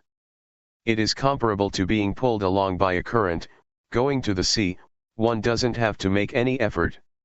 Or it is like a strong man, he is able to lift up weights immediately. It is the same with the paths and fruits of practice, from the first stage of enlightenment upwards. It is smooth and refined. This can destroy the ego, and the defilements starve. At this stage, no perception arises and there is no deluded identification. It feels like it's hard to think and get carried away. To go back and think in ways that make one be something or other, makes one's hair stand on end. Anyway, neither the mind nor the body would be caught up in it. The corruptions of mind shrink back. One can no longer think like that. Old perceptions have disappeared. It is as if one is born anew. Having arrived at this point, it seems as if the ego is gone. There is nobody left. The self has been burned up by knowledge. It is like shriveling up. It is the ending of all perception. The mind is free. It is as if a state arises that is parted and disconnected. It looks vague and indistinct. The five aggregates that one used to cling to, that were the germ, now don't get anything to eat and so they starved and a separation takes place. Before, form, feeling, perception, volition and consciousness would work together, but they would each have their own function. Now, they dried up, everything shriveled up, as if they had become loose and come apart. Sometimes I would still be deluded enough to connect them, but they wouldn't hold together. Even when connected, there were only just processes. All speech and all thoughts were purely just processes only. It was the end of proliferation in life, the finish of craving and attachment. When reaching this state, one knows that the paths, the fruits of practice and nibbana, really do exist. One knows that non-birth, non-aging, non-sickness, and non-death, really do exist. Luangpor Teean knew this matter, right at this point. The Buddha, the Dhamma, the Noble Sangha, the paths, the fruits, and nibbana, really exist. We are really able to be liberated in this lifetime. Teaching people to know this matter, can be taken to be the greatest thing in the life of human beings. It is better to teach people to reach this final goal than to teach generosity, because this leads to the end of suffering, the end of being. This is the most excellent thing. If this state arises, then help to support this teaching. If there is nobody to talk about it, there won't be anybody to listen to it, and the Dhamma will completely disappear. I consider talking about the truth to be my profession. When one takes the truth as one's profession, one has to talk. If nobody shows people how to practice, it will be the end of the truth. If you are interested to study and practice, I will arrange food and a convenient enough place, a hut or a meditation hall for you to use, so you can try out training yourself. Before, I used to live out in the country, far from civilization. When many people would come to practice, there would be a problem. Sometimes there would be a deficiency of things, which would make it inconvenient for the practitioners. But at present, I have a place, and if you're interested, I will look after things. I will be your friend as far as I can. We will share happiness and suffering. Don't suffer by yourself. I'm sure that I won't lead you along the wrong path, because I have discovered the path to some extent. When seeing suffering, one discovers suffering. When seeing something that is wrong, one overcomes what is wrong, and when one discovers the path, one can reach the final destination. No matter whether you are ordained as a monk or not, I have a place prepared for you. If you have suffering, don't do anything else. I really have found the way out. It is the number one way. Reflect on this, but you shouldn't just use reasoning. You shouldn't create conflicts or just have blind faith. Don't be averse to anything. These words are just words. Once they have been received, they might disappear, but if you're interested, try out to practice. If you read these words and immediately confidence arises, it is not right. First, practice. If, having practiced, results arise, then be confident. If, having practiced, there are no results, then find another method. Meditation is something that has to be tried out through practice. When one experiences it by oneself, one's actions will sort things out, or destine the course of one's life, by themselves. It is not a matter of figuring things out or memorizing, one must put things into practice and one must experience things for oneself. Being aware is to develop the four foundations of awareness. Anybody who turns up the hand or makes other movements, and is aware of it, is practicing in the right way, because awareness is the sprout of enlightenment, that is, it makes wisdom spring up. One must start up from this point of making use of movements. It really is the birthplace of the four foundations of awareness. This really is the excellent path. It is called, Agamagko Visuddhya, the excellent path for purification. Buddha arises from building up a lot of awareness. One has to do that oneself and practice oneself. The method of developing awareness, as Luangpor Teean teaches, is really up to date. The more diligent one is in building up awareness, the more one knows, sees, and understands one's life. Awareness is with us all, as long as we have a body and a mind. To have awareness is the treasure of a human being. It is the same for all of us, without exception. No matter what country you live in, what nationality you may have, or what language you may speak. Be aware, just raising the arm, feeling it, is already good enough. Guidance to train oneself. We must use our lives to train ourselves diligently. We must take ourselves to the ultimate and final goal. This is called an excellent life. If we don't train ourselves, it is easy to get involved in things. For example, if there is suffering, we suffer until we die. So we have to train diligently in order to overcome doubt, worry, sadness, anger, desire, delusion, etc. This is called following a good example. The characteristics of our thoughts are the same, they don't differ much. Whatever one is familiar with, one thinks about that, following our disposition and character. The environment has an influence on our lives. For example, someone is born in a good family but the environment is no good, and it gives that person information that is no good. The result is that that person receives bad information. A bad past leads life to delusion and bad actions. This is a law of nature. There are certain states of mind that we shouldn't surrender to, such as doubt and worry, because we still have a way out. Try to reflect on the examples that good people set. The Buddha, for instance, he is the founder of a religion, the enlightened one, the one who clearly understands the world. We should study his example, so that we will understand why the Buddha, the Dhamma, the Sangha, religion, merit, heaven, and Nibbana, really do exist. If we still have doubt about this, it means that we still have suffering. We must understand these matters clearly and go beyond doubt. If one still tries to figure these things out, still doubts and worries, one still suffers. These things should be understood clearly and doubt should be done with, because there are teachers that can teach us how to know and see these things. In the past, I heard that Luangpor Teean Jidasubho was a teacher who taught how to clearly understand merit and evil, heaven and hell, and the paths and fruits of practice. Since I had doubts about practice, I went to study with him. When I first set out to practice, I still held on to views and opinions, and didn't accept certain things that Luangpor taught.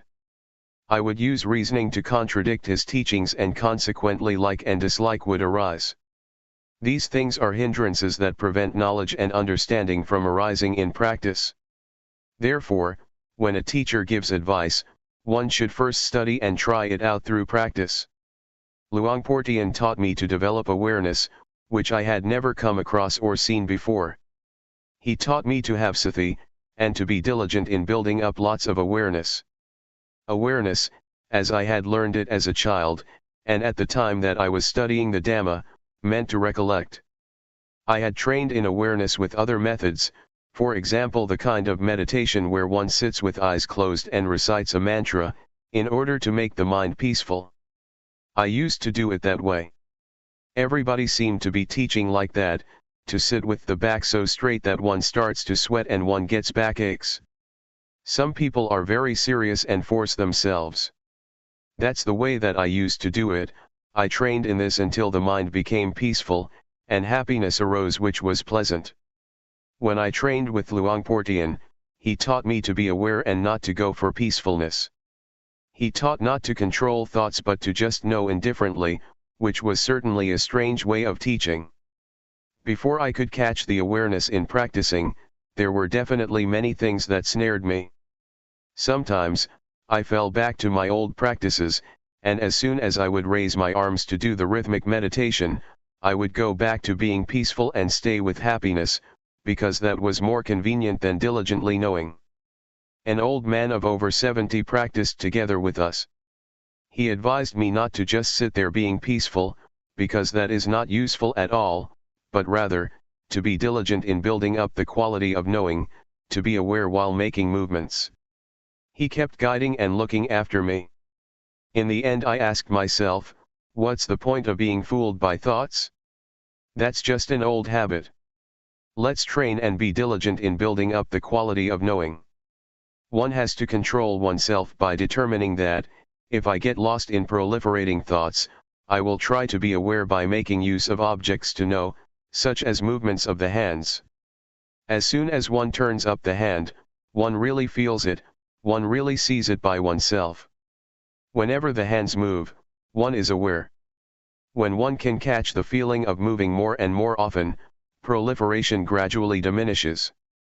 In this way, I got a foundation and really saw results. Previously, I used to think about the future and the past, but now concoction would stop on seeing thought, and I would stay with the present, stay with the movements. One really knows the movement of turning up the hand, one doesn't have to wait for even a second. One knows again and again, one really knows many times. When there is truly a lot of knowing, one becomes diligent in building up the quality of knowing continuously, just as when one keeps diligently working and gets lots of work done. So, if one really catches the quality of knowing, and one is really diligent in building it up, one gets plenty of knowing. It is useful to have lots of knowing, because whenever one gets lost in thoughts, going all the way into the past or the future, the quality of knowing pulls one back, so that one doesn't easily flow with thought. Whenever one is swept away with proliferating thoughts, one immediately comes back, one is really able to come back.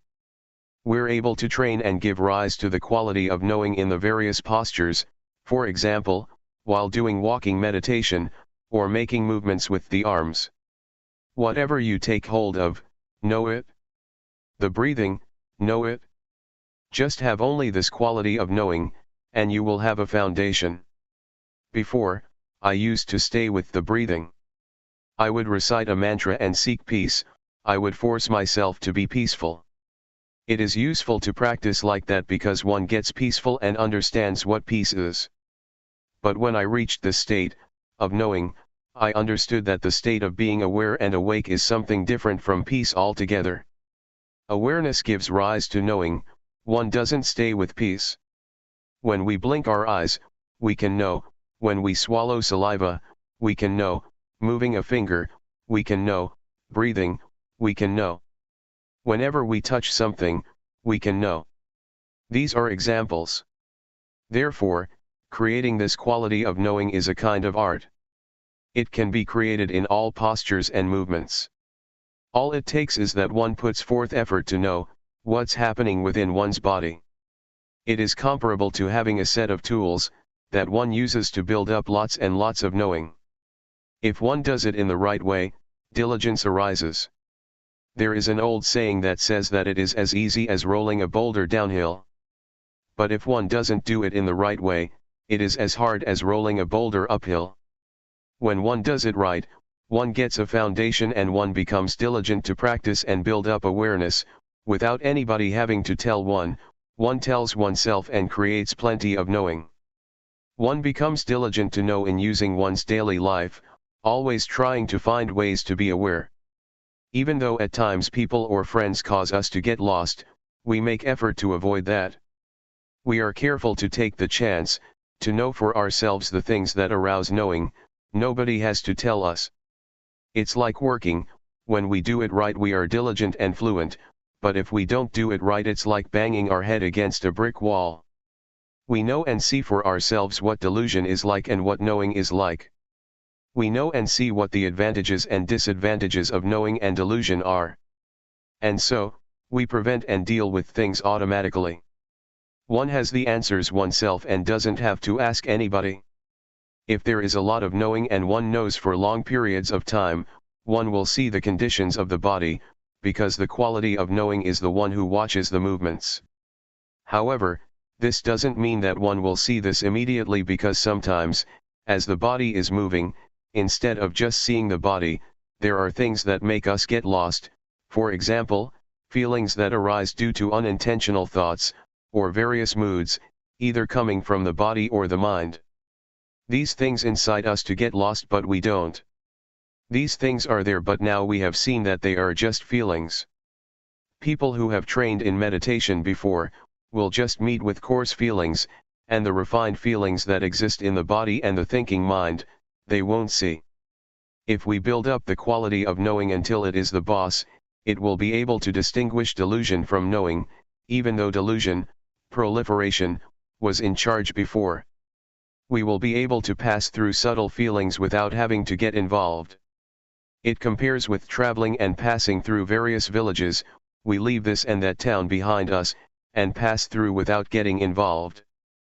But someone who easily loses awareness, is incessantly interested in the thoughts that come up, reasoning in every way, and loses a lot of time by thinking. Like, dislike, and all the rest of it arise. This is someone who is not determined to walk the path. The Buddha said that, someone who is heedful is awake when others are asleep, such a one leaves foolish people far behind, just as a well-trained horse leaves a horse without strength behind. Not getting involved with proliferating thoughts that arise is like this, one moment of knowing is to be removed one moment from not knowing, from delusion. One gets further and further removed and one becomes skilled in knowing, it is easy to know. Before, it was easy to get lost, but when one trains oneself it becomes easy to know. The feelings and the various thoughts that make the body move are, nama dhamma. When the quality of knowing sees this, one understands the body. Before, the quality of knowing wasn't there yet, and one had not yet discovered that it is thought, that orders the body around. One assumed that there was a self that was moving. But when one understands rupa and nama, one understands that rupa is something solid, composed of many things, one knows heat, cold, hunger, and pain, because of rupa. Nama is the mind, feelings and thoughts, it receives and knows all kinds of things. There are innumerable conditions that arise together with the mind. Anger, worry, desire, and delusion, are some examples of coarse ones. They make the mind run wild and it takes them to be self. Actually, they are not self but one doesn't know that they are conditions of mind, and so one acts following them, until those various conditions give rise to a sense of self, of me, being like that. But when the knowing watches and sees them, one understands that they are only just conditionings of the mind, and one can let go.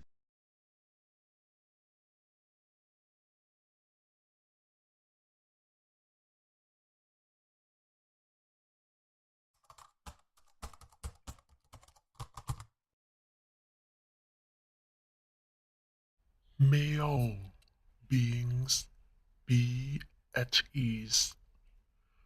Whatever living beings there may be,